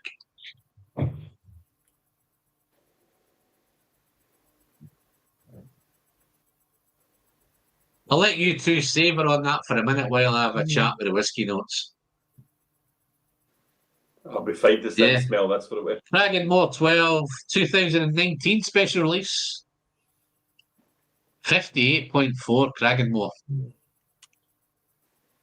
You could probably pick these up for about 20 quid at a minute, these things. If I hadn't bought so much in Campbell Town. Yeah. Oh, no, but I tell you what I did do. I spotted the... somebody texted me and said that Amazon have the... What was the Amazon one I went for? Oban. They had a special release Oban. 50 quid, right? And I went straight on and I put 2 in my basket. But what put me off a wee bit is I couldn't believe, because with Amazon, you get Amazon the next day, man. 1st of July it was being delivered. Yeah. From Amazon. And I thought, oh, no, fuck that. That's not right, man. But I went back and they were sold out pretty good. But there's all sorts. Taliska's been on there. I think the Talisker 11, but it's all the old bottles, man. They can't shift them. I picked up the other 2 behind me here as well, the 2 Lagavulin 12s. I got them for 50 quid off Amazon. That's the one I went for. Not the tequila one, but the other one. No, this is tequila. These are tequila, these ones. So I got 2 of the tequila ones. I just paid 100 quid and bought both of them, man. What's that? That's some touches.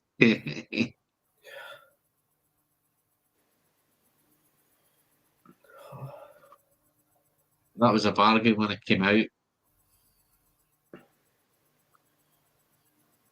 Just bought 215 on Peter Kalila, 17-year-old for 90 quid. Really turns up tomorrow, letting people, yeah, I let people know the link. Yeah, no, it's cool.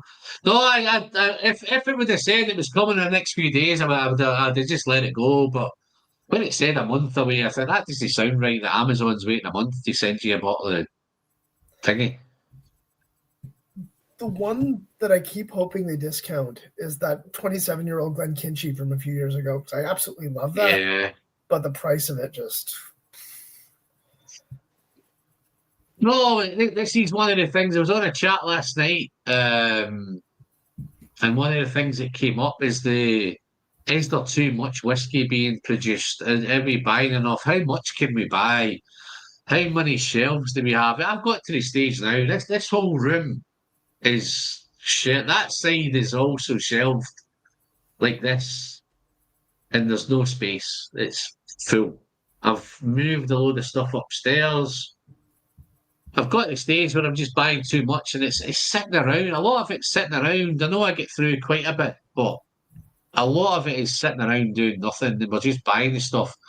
And I'll be just buying stuff for the sake of it. And then those special releases from Diageo, 150 quid, 200 quid, they're too much money. And you're finding now they're just being discounted to the retailers just want to get some money back on them. Because it's just all that dosh just sitting around on the shelves, man. And I think, how much whiskey can we keep buying?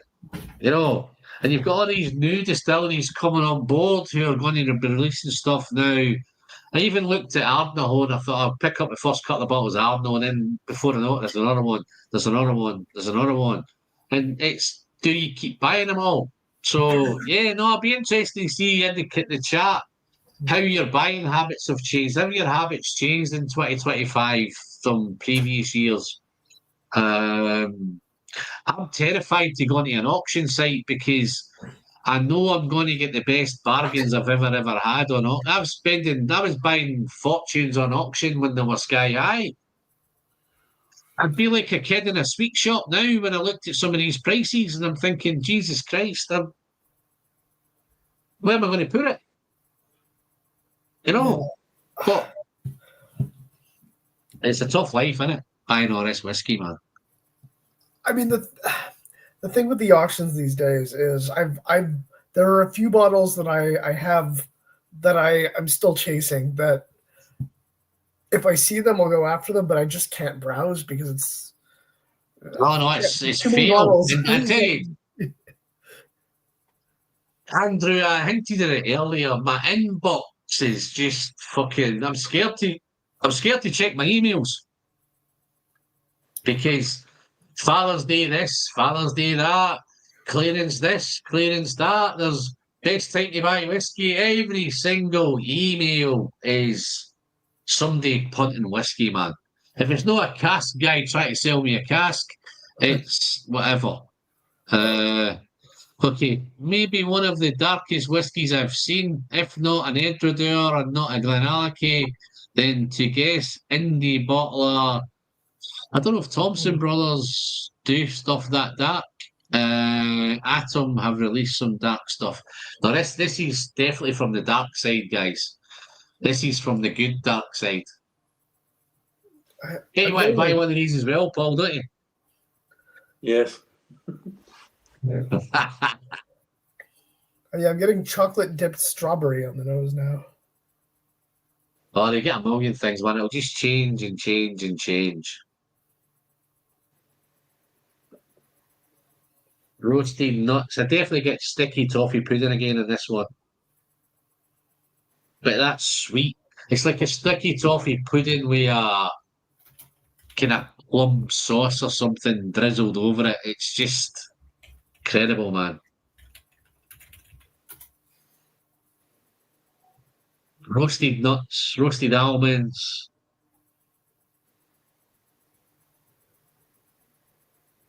It's still not. It's not a Christmas cakey one yet. I thought it was going to be. No, I'm trying to stay away. I didn't want to keep putting sherry ones in, and everybody went, "Oh, Christmas cake, Christmas cake, Christmas cake." I'm trying to find something that's a wee bit more, whether it goes down the Dunnies Road or down the kind of earthy. That's the vibe I was looking for with some of the sherry ones here. Is that they're a wee bit more earthy, a wee bit more kind of dirty down that Edradour road. That without it being, I didn't want to make it so obvious and make it an Edradour. So I found something that's taken me that way. Now you want something dirty for Dirty Dave? Look at Dirty Dave, dude. Look how Dirty Dave's feeling there, man. Look. I feel your pain, Dave. I feel your pain, mate. Dave, the only thing I can say, mate. The only thing I can say is that as soon as you get shift that COVID, mate, you're gonna have a fucking time of your life, mate. You know. But what I'm planning to do, Dave, the next one, this is let's kind of dive into the next one. Dave, well, Dave's in the comments, right? And anybody else who wants to get involved, right? The next pack that I put together, do you want another blind? Or have you got a theme that you want, a bourbon theme or a sherry theme or a kind of mixed theme, Campbell Towny vibe? Where is your head thinking? Or is this blinds just fucked you up? And you're thinking, I can't take this again. I don't know what this says about me, but I love blind tastings. Yeah. The only job I've got is it's kind of harder to make the next one better than this one, you know? But yeah, I was thinking going blind again.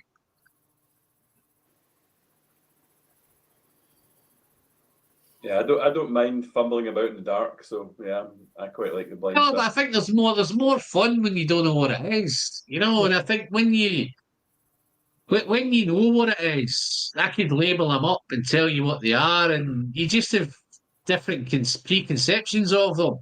I think this way you find out whether you like them or whether you don't like. You would probably never go down the road, Paul, of buying maybe an ex-bourbon cask whiskey. You know, you might know ex-bourbon, refill bourbon. Yeah, so what I always do is, well, when you send stuff out, I'll go and look it up first of all, and then just get a little feel for, you know, what Master of Malt says, what they say themselves, and then I kind of figure it out myself. But I'm always very led on what other people will say. So this stuff for me tonight has been mind blowing. Like it's so bizarre to not know what it is and then try and figure it out yourself. So it's almost like having to try harder. Dave fancies refill anything.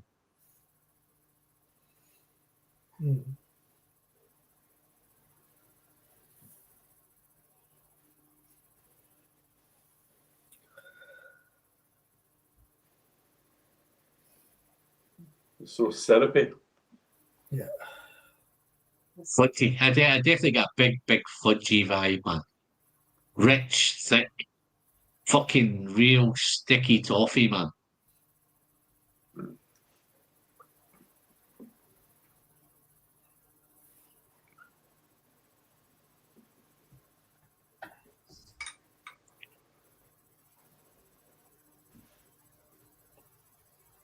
Same taste in the wrong spirit, because only for a different take on blind taster.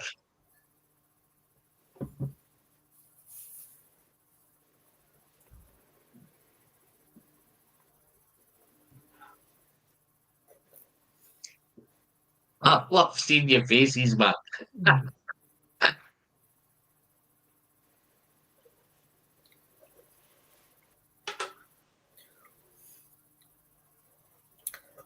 This is lovely texture, but quite punchy. Yeah. I think.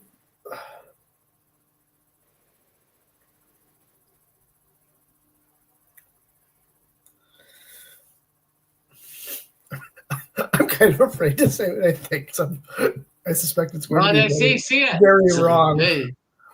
Say what you see, Andrew. Say what you see. I wonder if this if this is another new distillery, something like something with a fruity, because I'm getting the fruity distillate with a lot of chocolate sauce on top of it. That distillate you're getting, right? When you think something that dark, right? I'll give you an idea. This has got a 4-year finishing on it, right? But it's not about the finishing. It is about the distillery character with this one. So the distillery character's massive in this. It's the cask heavy. It's all sorts of stuff going on with it, man. It's massive, but it's sweet, it's savoury, it's fruity, it's sticky, it's spicy, it's nutty. It ticks a lot of boxes, man. Oh, it's going to be expensive. Don't get me wrong, the finishing is it's 4 years is added a bit of shit to it, you know. But it's definitely not a new distillery, man. It's a ancient old distillery. Mm.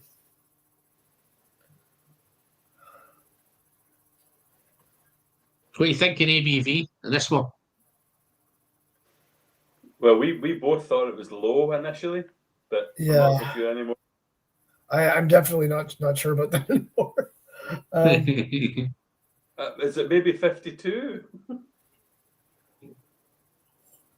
Okay. There's room for improvement. Mm.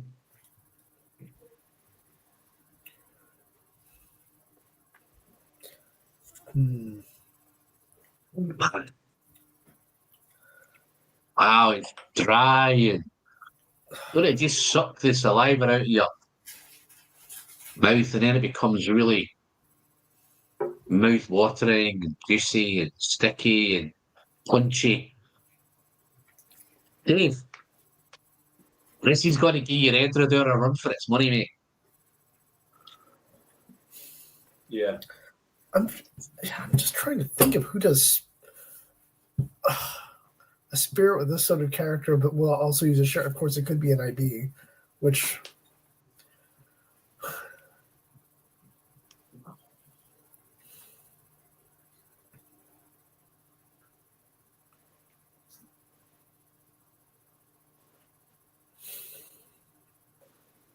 when you said it's an ancient distillery, I do. Well, yeah.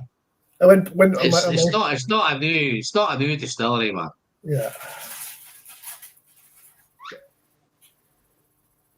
This is cinnamon, nuttiness, roasted nuts, syrupy, sticky, jammy. And I don't think it's quite as dirty as Edredor, but I think it's trying to get there. It's trying to go that way. It's not got the old mechanics rags and overalls and all that kind of stuff, but it's got a real could be Dunnage. I'm not too sure about the Dunnage thing, but it's got a wee bit of an earthy Dunnage feel. It's savoury, it's sweet at the same time. It's just a real complex whiskey, man. And I'm really chuffed that the one before. I'm really chuffed that I picked up a couple of bottles of these, man. Yeah, this is an independent one, this one. Damson Jam. What makes you think independent? Because you just picked up a couple of bottles. Just what you said. Okay, I can pick up a couple of bottles of Glenallachie. I can pick up a couple of bottles of Glendronach. No, but you would only pick up one. Yeah. If it's an independent bottler, you know. Oh no, he's gone. Oh look, the big man's gone Craig Ellicky. Mm-hmm. It's not Craig Ellicky. Craig Ellicky go right daft. Lowest signature 100 proof, some heavy cask influence. Yeah, a lot of sherry. Yeah, it could be cool, but it's not. Dave's nailing it to the Glendronach. I think the previous one was more likely to be Glenronic. Yeah. Make notes, Andrew. Make notes on Dave. He's gone down Glendronach, man. He's got a clue. What about a Glen? Would Glen help you? Barclays. Glenfarclas. No. Glenfarclas is not that bad. No, their sherry casks are usually they use them more times than this. This is like Glenfarclas don't mind going 10th film, 11th film. They don't care, man. Oh, that was so good, man. That was really, really nice finish coffee. I think it maybe a bit of espresso on the finish, but treacly, oily, sweet. Wow. I'm wondering. I'm glad I moved that. I'm glad I moved that to last now. I think I prefer that on the end, man. There's the mention of a signatory 100 proof bottle in the chat by, and I wonder if it's one of those. I know there was a Glenlivet that they did that was very dark. Signatory vintage. Is that what you're thinking? No. No. No. David Owen thinks it's a Glengarry 15. No. I'm pretty sure this isn't Glen. I'm pretty sure this isn't Glengarry. There's that sort of ripe banana note I get on it every time, and I don't get it on this. It's not Glengarry 15.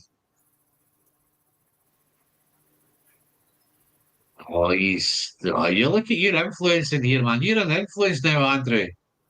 I've been wrong with pretty much everything I've said. No, but you're an influence. You call you an influencer now. You've got a following. You've got 18 guys are still following you, by the way. Well, one of them is Dave, who's going to show this to everyone we know. Me being wrong multiple times. Dave, do you want me to send you a copy of it? Okay, guys. So the moment of truth has arrived. Oh. I'm going to get you to place your order of preference. You can elaborate why and all that kind of stuff. I'm going to make a note of this. Let me make a note, just for my reference. Who's up for going first? Have you got your order and you want a bit of time? I can pour another dram, I think, while you. I've got you're making order. your minds up. Right. Okay. Let's go, Paul. Then. So let's go from your least favorite. Okay, so my least favorite was number 4. Okay. Now, I didn't dislike it. I thought it was absolutely lovely. Yeah. But yeah. I'm not surprised. I'm not surprised with that one, Paul. And then what did surprise me, my next one was number 1. Okay. Is that your fifth favorite? Yeah. When I first nosed it, the nose and that was just amazing. But like as a starter dram, okay. Now, I'm tied between 2 and 3. So, but I ended up going with number 3. No, sorry, a lie. Number 2. 2 next, yeah. Yeah. Then 3. Then 3. And then you're doing to 5 and 6, aren't you? Where are you going 5 and 6? I'm going 6 as second favourite, and then number 5 is the favourite. Okay, nice. This is hilarious because it's not exact, but mine's almost the opposite. Okay, let me just catch up with you chat here. Alan did say only a 4-year finishing period. Yeah, cool. Yeah, 4 years. It's age stated, this one. That's probably giving an idea that it's age stated. So it's got 4 years and a finish. The last one. So where are you going then, Andrew? Oh God, I okay. Preface. You're a bourbon guy, so you could go the other way. You're definitely a bourbon guy, aren't you? you? I get the feeling this is going to be very embarrassing when you reveal what everything is. Okay. But, okay, my least favorite. So do you want me to start with my favorite or my least favorite? No, your least favorite. It was 5. The last one we had. Just okay. I like a sherry bomb, but it was just a bit too extra. Okay. So second last would be 6. Okay, yeah. Which again, I know. No. Paul, this is where we are, right? We have a refill guy and a sherry guy. So yeah, I know. I'm looking forward to see where he's going to go next, though. For me, like actually 1 and 6 were similar in terms of how much I liked them, but I found 1, even though it's bourbon, was there was I thought there was just a lot of maybe a bit too much cask on it, and again, watch it be refilled. Then I'd say 3. Watch it be first fill refill. So are you going 5, 6? Where are you going next? Yeah. So from least to most is 5, 6, 1, 3, then 2. I really enjoyed 2, and my favorite was 4. Okay. Wow. Okay. So there's when these come to light, you'll probably find, right, and what I know from both your palates is your palates are bang on, to be fair, and how they are. So I'm going to reveal them. I'm going to reveal them in the order we done them, if that makes sense. Yeah. So number 1, any ideas what you think number 1 is? Nope. ABV, what you thinking ABV? I had 50 to 55. Any age? Yeah, similar. 7. I think right. I said 10 to 15, probably closer to 10. Right. Okay. So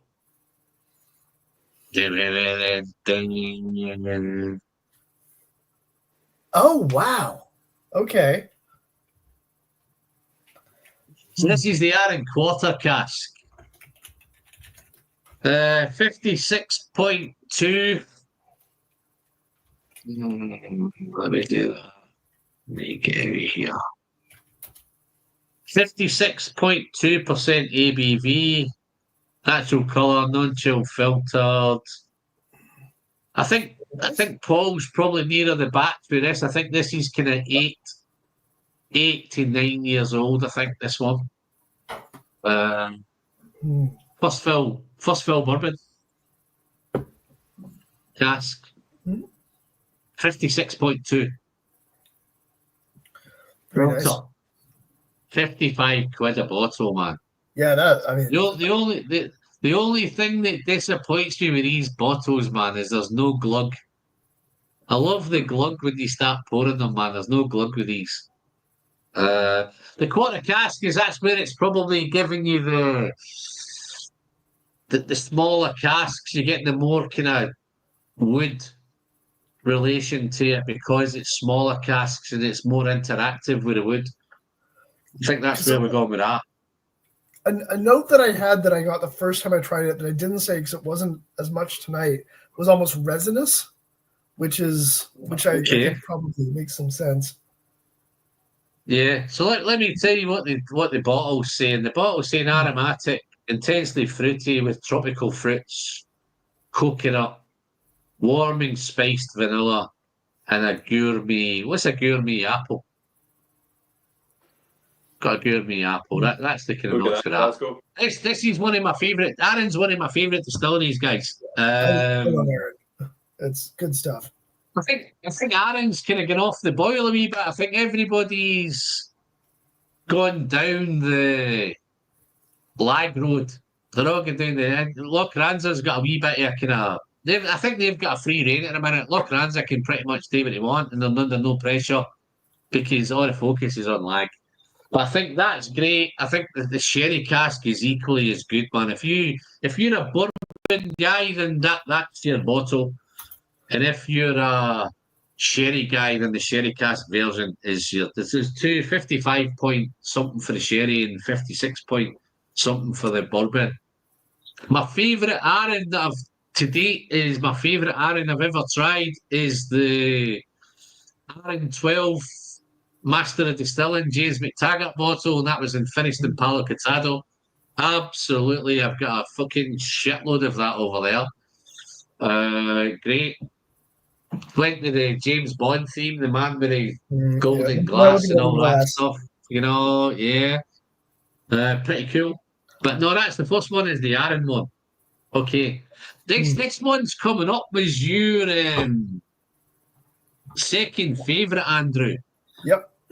And it was probably the first one was your least second favourite, Paul. This Aaron one, which I can understand because you're becoming a bit of sherry head. So these are great, man. Don't lower your horizons with ex-bourbon and first fill bourbon because they can be some of the sweetest, beautiful bourbon cask whiskey that you can try. Sherry might take you down a one-dimensional road with the big sherry bombs, man.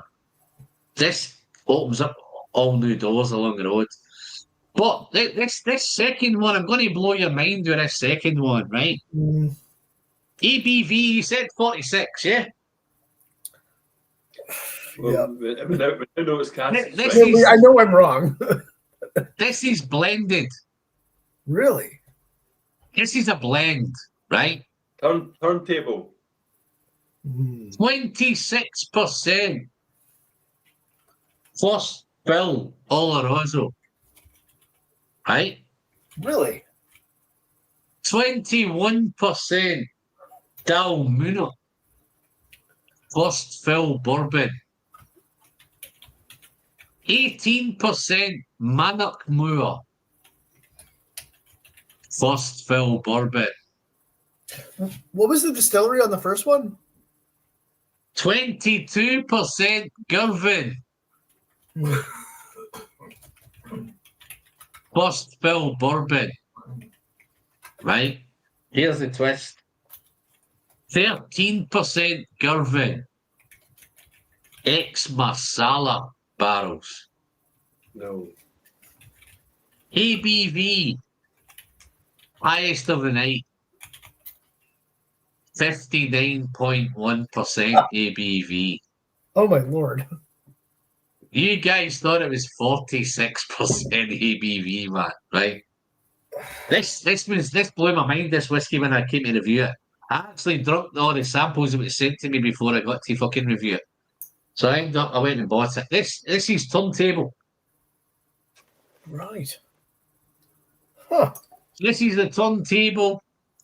Harder, better, faster, stronger. 59.1% ABV.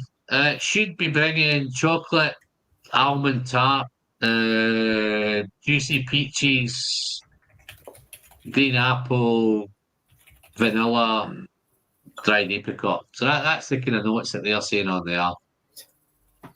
Let me see how the chat reacting. Let's see how the chat are reacting to this. I think they gave up on me, man. So I've had this before. I didn't recognize it. I'm the same. I've tried that. No, this is amazing. Yeah. This is where I think here's my thought on this, right? 5 or 6 years ago, man, we would never have entertained blends.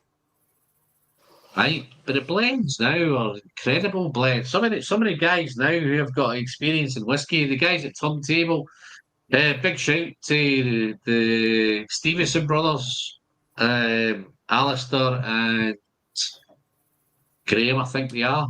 They're putting some good stuff together. Non-chill filter, natural colour, packaging's incredible, man. These are in Glasgow, Paul. These are out of Glasgow, these two brothers. The place in Claxton. I think now they've added the bottles to the website.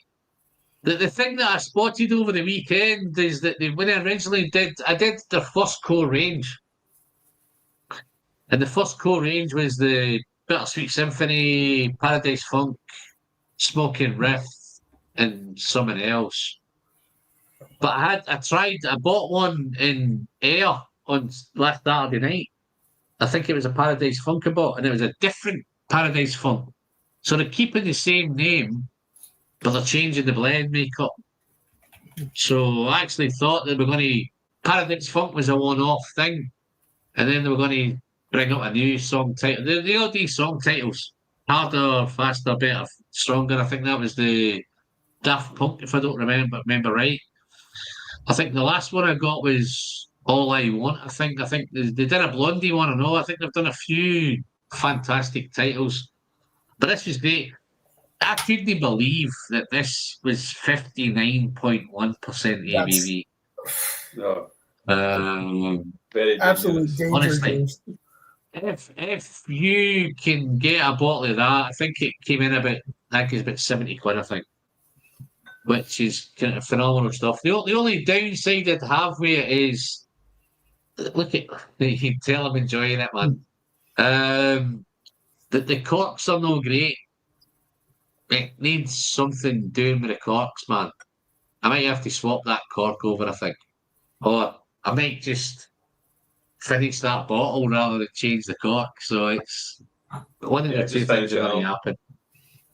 But they come with cracking. Now that we've over revealed, I'm going to pour myself another one actually. So I'm going to pour a wee bit of this.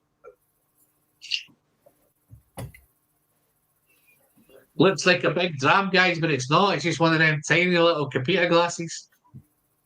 And it comes with all this great packaging, man. It tells you what they all are. Just to give you a quick idea, if you've tried them before, this is the...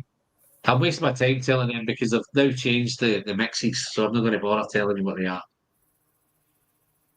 So that's the second one. That was your second favourite, Andrew. Yep. And it was your third least favourite. And I can tell why, because you can see it's a sherry versus a bourbon thing going on in between you two guys. I will give you I'll place my 6 at the end where I think they are. So where are we going next? So let me go. Where's 3 coming next? Yeah. You both found the 3 in the middle. Any ideas what you think, guys? Well, it's coastal. We know it's coastal. Any guesses? But I don't know. Coastal. Say again? Rasse? No. There's young. I think you pointed out, you might think it may have been young. This is Ardnamurchan. Oh, wow. Huh. Ardnamurchan Sherry. 50% ABV.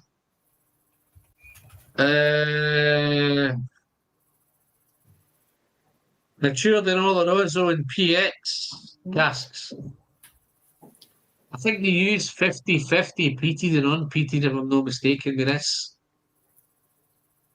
Tastes much, much smokier on the palate than it noses. But it's not one of those... I think it's one of them beautiful, sweet peat drams, man. If you're a peat guy and you're a sherry guy and you're trying to get into peat, then these are one of the ones that you would look at. But again, I'm having a great time with the sherry cask Ardnamurchan. How's that gone down, man? Okay. Dave's not opened his yet. Daft Punk turntable, loving it. Guys, I'm saying if you want to go out and buy one of them, but make sure you get this mix. It has to have 26% Tamdu, man. Make sure it's got 26% Tamdu. You may get a different one.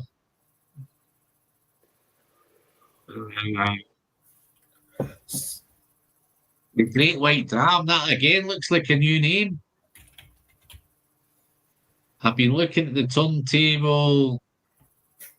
I'll give you a quick brief. My guys in my group think I'm a brand ambassador turntable, but I'm not a brand ambassador turntable, man, because I'm a big fan of them because I think the blending thing. I was one of the guys that said, "Oh, I don't do blends, man. I can't touch blends. No way am I going down that road." But these guys are putting some fantastic stuff together, man. They're picking out some fantastic whiskies, putting some great blends together. Mix of if you want a bourbon like that one is this is 74% ex bourbon. They've just topped it up with 20%, 26% sherry. That's why you liked it, Andrew. It's maturity first build bourbon casks. That wee bit of masala was the thing that was giving it a wee bit of twist on it. Was the masala. But these guys are all doing cracking stuff. I'm not a. I'm hard to find a Abner Merkin that I really don't like, man. I'm hard pushed. If I was really going to be really super critical, I say I wasn't a fan of the rum. I'm not a rum fan in whiskey. But other than that, I think they've all been doing well. The Midgie's been great. They've just released the new Midgie. Have either of you tried the new one? Say again? Have either of you tried the new Midgie? I've not tried the new one. I've got the original Midgie there, which was cool. I've not tried the new Midgie. I'd love to see what the difference is in the Midgie spot. That'd be interesting to see what the difference is. But the only one I've not really liked, the cast strength ones have been great. The normal basic cast strengths have been fantastic. Even to be fair, the ADs, the original ADs that came out were all right. 5, 6, 7 years old, man, were fantastic. Less than 50 quid, which you can't argue with. And they got that right. They got the pricing right. They only coming out and saying, "Oh, it's going to be 70 quid, 80 quid to get these." Some of the others I think some of the others might struggle going forward because of their pricing strategy. I mean, anybody come to mind? Of all the newer distilleries, you can't I can't think of many that are more pitched at the nerds than Ard American is. They've done everything right. Yes. Absolutely. Yeah. Loch Lee, I think, are great. I think Loch Lee's great. Sometimes I think the Harris ones are just probably too much. Arundale's definitely too much, man. They're asking for too much money for what you're getting.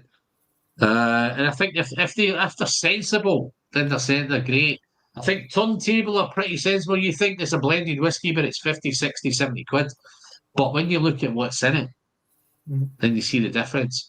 Here's a guy just came into the chat, mate. So it'll be interesting for his thought on this one. For amateur like myself, I find blends lovely but confusing. I'm trying to learn much as I can from tasting still. It's harder to do when it's percent of malts I can't recognise yet. I'm thinking this is Hamish. I'm sure this is Hamish, man. Right? I sent Hamish a sample of. I could be a million miles wrong, but I think this is Hamish. I sent him a sample of that next one we're going to tackle, which I'm going to do. Let me get into the. And he loved it. What do you think the fourth one is, guys? Any thoughts? Well, it's 10 years old. I don't want to say what I think it is. What I thought it was originally. I know I'm wrong. You said 20, man.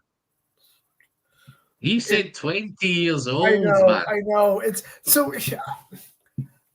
So the first time when I first tasted it, it's because it triggered a memory of something I had already. I know I'm wrong. I thought it was Hazelburn 21. I know it's not, but that's How are they like? How you doing, Nick? Nick, what time is it in New Zealand, mate? How are we doing in New Zealand? You must be kind of crazy time in New Zealand right now. Yeah. So I sent a sample out of this. Hamish asked me for a sample of it. He gave me a list of what he wanted. And this came into the category. And he texted me and he said how much he loved it, man. Right? Any idea? If I told you it was Campbell Town, would it surprise you if I told you it was a Campbell Town? Nope. No. No? Okay. If I told you it was 8 years old, would it surprise you? Yes. No. No, Paul's he's puffing about now, isn't he? This is Hazelburn. Hazelburn. Hey, I got the distillery right. So it's Hazelburn.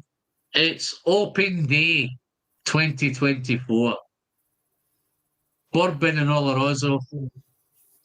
I think Paul might have. He's going to be really chuffed now, man. I think he said 52. 52.8, man. Oh. Yeah. Big tick. Look how chuffed he's looking there, man. This was phenomenal stuff, man. 9:15 a.m. New Zealand. Nick, That's dedication. I hope you're on coffee, mate. I hope you're not on whiskey, man. I hope you're on coffee. Unless you're on your day off, I man. hope you're not at Is work. this Monday? Is this Monday in New Zealand or Sunday in New Zealand? What are we looking at? It'll be Monday, yeah.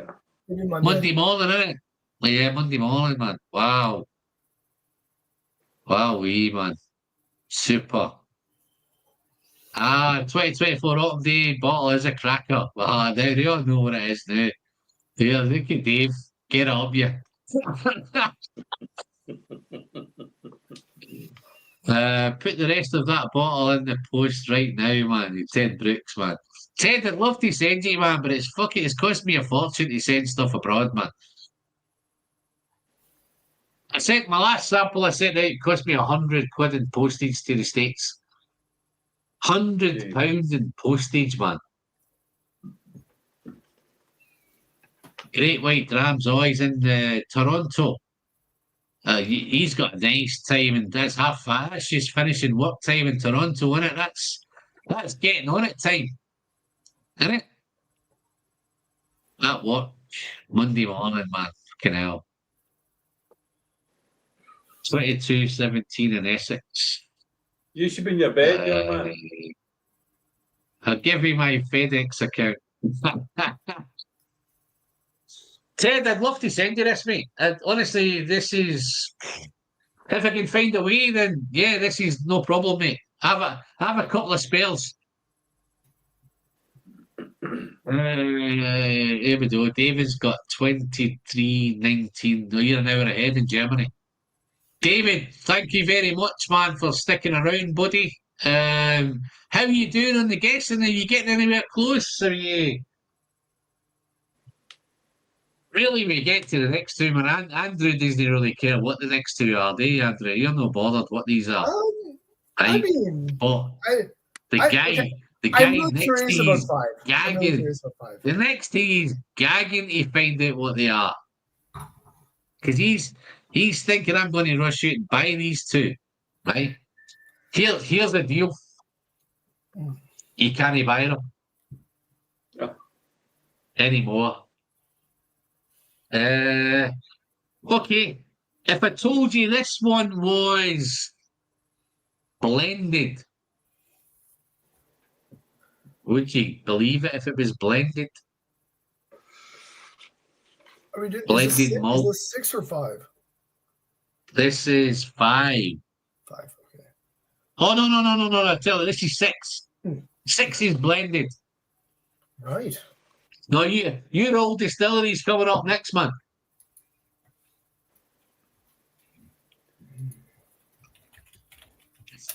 You ready? You ready, Paul? Yes. Oh, Jesus.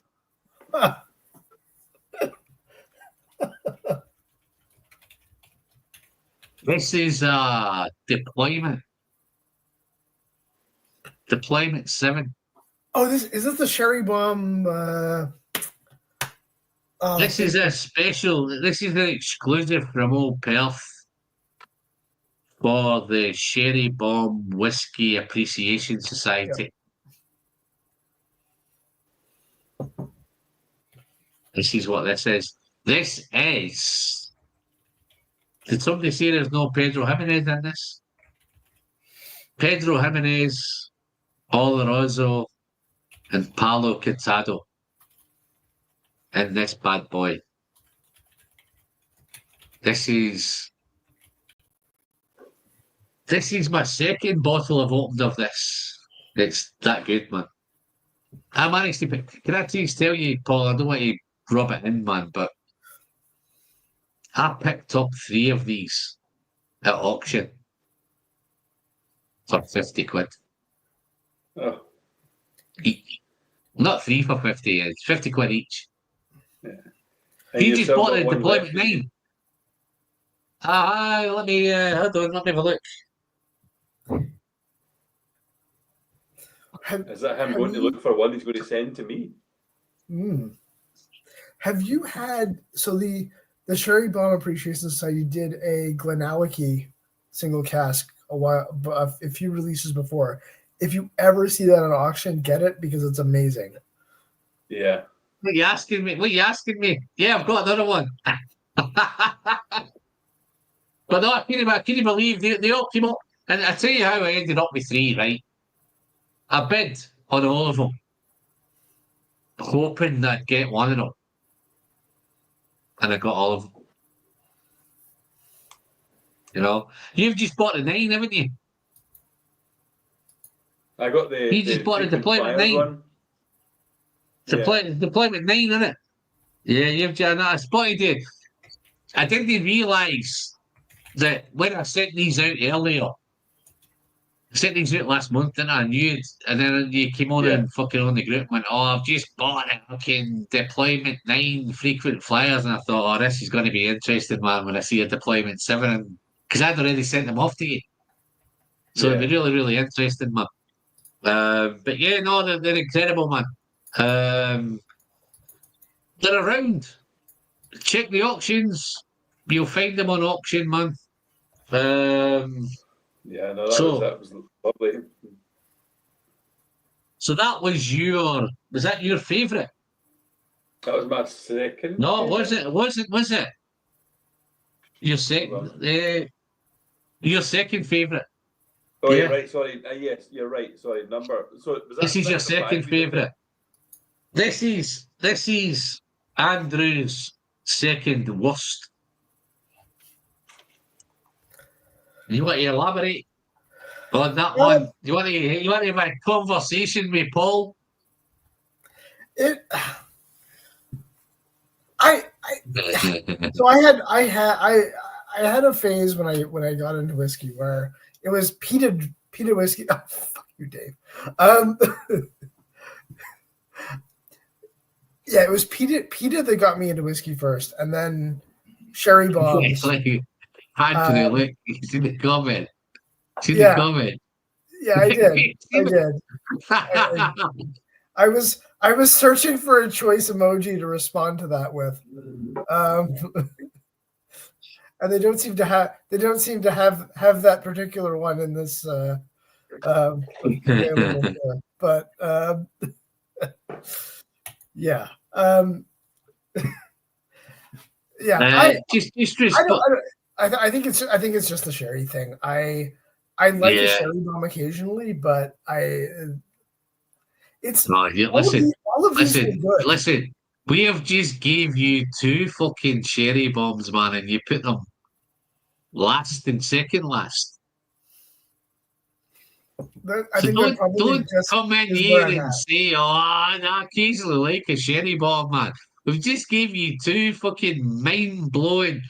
He's going to wet his pants on them 2 sherry bombs that he's just tasted, man. Have you got any left, Paul? Nope. Well, do you want me to send you some more? Yes, I've got one of the last one left. All right, okay. Just a quick one. Great White Dram. Any idea on how old the blends are in turntable tracks? They tend not to give you any ages on the tracks. All they tend to do is tell you what the blend is. So it's just 26% Tamdu, first fill Oloroso. So there's no idea whether it's an aged Oloroso or whatever. They just tell you and I think it'd be really difficult for them. They're buying a cask. I don't really know the reason why they can't tell you what age the cask is, but I think it's just a lot more info that's gone onto the packaging. They'd rather just tell you it's Tamdu first fill, Tamdu second fill, Tamdu third fill, whatever it is. So there's no kind of age is on them. But I think when it comes to blends, I don't really think ages really matter when it comes to a blend, as long as they can blend them properly and it comes out. And this is definitely come out. All the turntables I've had have all been great. Even the PT Paradise Funk. If you're into Pete, then the Paradise Funk was not the Paradise Funk. The Smoking Riff. Smoking Riff was great. Old Perth, so we missed it. It's still around, man. I think you can pick them up at auction. But yeah, no, it's awesome. So I'm really intrigued, guys. We've went much longer than we normally go, man. So this is all going well. What was the any ideas on the last one? 52.3. 52.3. I think you said 52, I think. I said 52 for them all. 52.3. Okay, 3 ideas on the last one. I really want to know what 6 is. It's a Glen. You want to know what it is? I was completely wrong about it. I thought it was a young distillery where they'd used an aggressive sherry cask, and I was. Do you think there is an age statement on this? Probably a lot older than I said. It's like Glenturret 12 or something. I don't know. It's 12. Not Glenturret. This is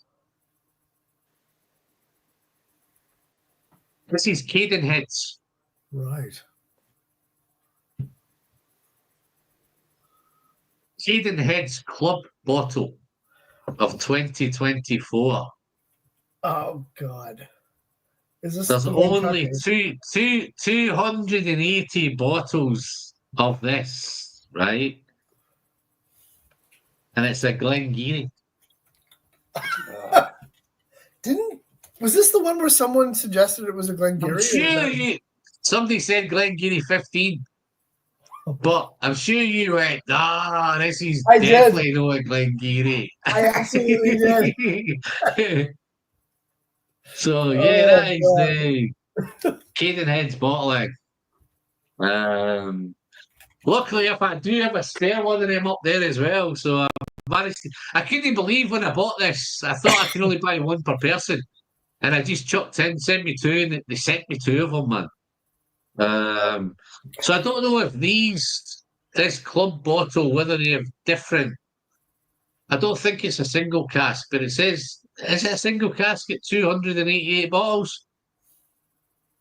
Should be, yeah. But yeah, I managed to pick up 2 of these. And again, you can see, guys, I'm doing nice with it. It's just enough left. If anybody wants any spare samples, there's enough left. You know? I'm a Cadenhead's Club member, and I guess I'm glad I didn't get a bottle, but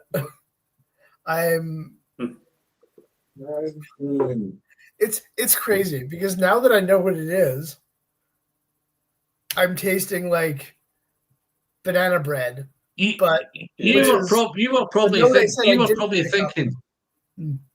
probably thinking of this one, Andrew. Glen Talkers. Yeah, maybe. The 2023 one. So the Glen Talkers was 2023 one. That was matured in oak casks. I think that's the bourbon one. Yeah. No, but I was clearly I was completely off about this one. Two times bourbon barrel. So it's looks like it's been moved from bourbon barrels. How's this sound? This might be up your street, mate. Vanilla. New shoes. New shoes. Foam bananas. On the nose. Sweet fruitiness. Castor sugar. And a cinnamon bun. I mean, that sounds lovely. He's thinking that's shite, that man. That's rubbish, man. Where's the dark chocolate and the Christmas cake and the doodah? But yeah. No, so guys, that's the 6 bottles, man. Here we are. So what am I doing? Am I doing blind next? Am I doing bourbon or what am I doing? Listen, anyway, I'm not going to pin you on it. I'll catch up with you in a week. Figure out what you want to do. If you want to do something, you want to mix it up, you want to do whatever, then there we go. Look, it's all kicking in there, man. Look, banana bread. Peter Lee's banana bread. Nothing beats Peter Lee's banana bread. Yeah. Yes, please blind for sure next time. So I think Dave fancies another blind. Yeah. So yeah, I'm going to have my work cut out to try and find another one. I'm going to try and keep it around about similar money, guys. Just to kind of, unless you wanted me up it a bit and put some ages in, but let me come back to you in a week with some ideas where we are. Sounds good. But yeah, no, that's been great. 2.5. That's the longest one yet, fellas. So 2 hours. That's probably got a chance to talk too much now without Dave being in. So that's probably how we've managed to last a wee bit longer. Greg, how you doing, mate? Greg's another one of my Patreons. How you doing, Greg? Good to see you, mate. We're just about to wrap up, big man. I've just done a 2.5-hour live stream, 6 blinded malts, 6 blinded whiskies. Guys have had a great time. Hope you can catch up on the catch up. That'd be good. But no, it's great to have you in, big man. Nice to see you there. Hope you and the family are well. Hope Marty's well. Hope you're keeping up to each other good on some good whiskies. Just a thought, guys. How are you on bourbon? How are you on bourbon? Do you fancy a bourbon one? Absolutely. Is it worthwhile doing a bourbon one? If you're asking me to guess anything, I'd be completely useless because I don't really know bourbon. But maybe give fellas a chance to do an Islay blind or all Highland blind. No, the one blind. If it's going to be blind, man, then I'm going to mix it up a bit with a blind. We've done this one now. Where I'm going to try and reverse the thingies now is maybe Paul might not get so much sherry next time. When you say bourbon, do you mean ex-bourbon or do you mean actual bourbon? No, I mean bourbon. Okay. Bourbon whiskey, American whiskey. That could be further down the road, man. Obviously, it's where we. I remember when you used to go live all night. Listen, they were dangerous, man. I think the record's 9.5 hours live, man. Yeah. That night, guys, when I did that 9.5 hours, I went back to the wrong house. I did it in my shed outside, so I ended up coming into the shed and took a left turn instead of a right turn. Ended up in the wrong house. Yes. What was that? Yes to what, Dave? What are you saying yes to, man? Bourbon, no, Ted's Bourbon's good. No, because I think we've got some guys in the chat that are from across the pond. I think I always find when I do bourbon on videos, they don't tend to do much here. I hope all is well. Yeah, I'm always up for it. So I've tricky sending stuff here now, but okay, I must be chatting to somebody else. So Eiley or Highland, blind. I'm thinking that way. I'm thinking a theme. On the Campbell Town one, I don't think you did the Campbell Town one, Andrew, but we did a Campbell Town one. Yeah, cheers, Dave. Thanks very much, mate. I bet you're gagging to try them whiskies now, aren't you? Bourbon's good all night. Yes, yes. Blind bourbon for sure. Lovely steam as always. Ex-bourbon, yes, yes, I saw yes. that Not comment. American shit. Like, he doesn't want to do American bourbon, so he's going to fall out with people in the chat, I think. Not a big bourbon fan, really. So yeah, no. So we might save the bourbon for a different night. Let me figure out what I'm going to do blind. I'm going to put a blind thing together. I'll come back to you and give you some ideas during the week, and then we'll figure out what it's going to be. I mean, so guys, other than that, I'm going to take you guys out. If you want to hang in the back, I'll come out and I'll catch up later on. Cheers, everyone. I'll wind this up. So, guys, another probably the longest stream for a while, 2 hours, 37 minutes, still counting. Big thanks to everybody, guys, who's dropped in. Whoever's big thanks to Ted for doing the memberships. Lovely stuff, mate. Very generous. Big thanks for your Patreon support. All the guys on Patreon now, I've been doing a wee bit more Patreon content over the last couple of weeks. Hope to continue that now. I'm going to do maybe some special whiskies that maybe are not too good for a YouTube video, but maybe some special samples that's been lying around and I've not had the chance to try them. It gives me the opportunity to try those whiskies and get into those whiskies and share them with you guys. They might not be ones that you can buy, but certainly some good, interesting viewing content, hopefully. But yeah, guys, it's been great. Another blind tasting done with the first blind tasting. Hopefully there's many more to come. Big thanks to everybody who's hung around, kicked around for a time. I'm Alan. I'm the whiskey friend. And as always, don't forget to send some great whiskey straight down the hatch. Until next time, guys, see you soon. Cheers now.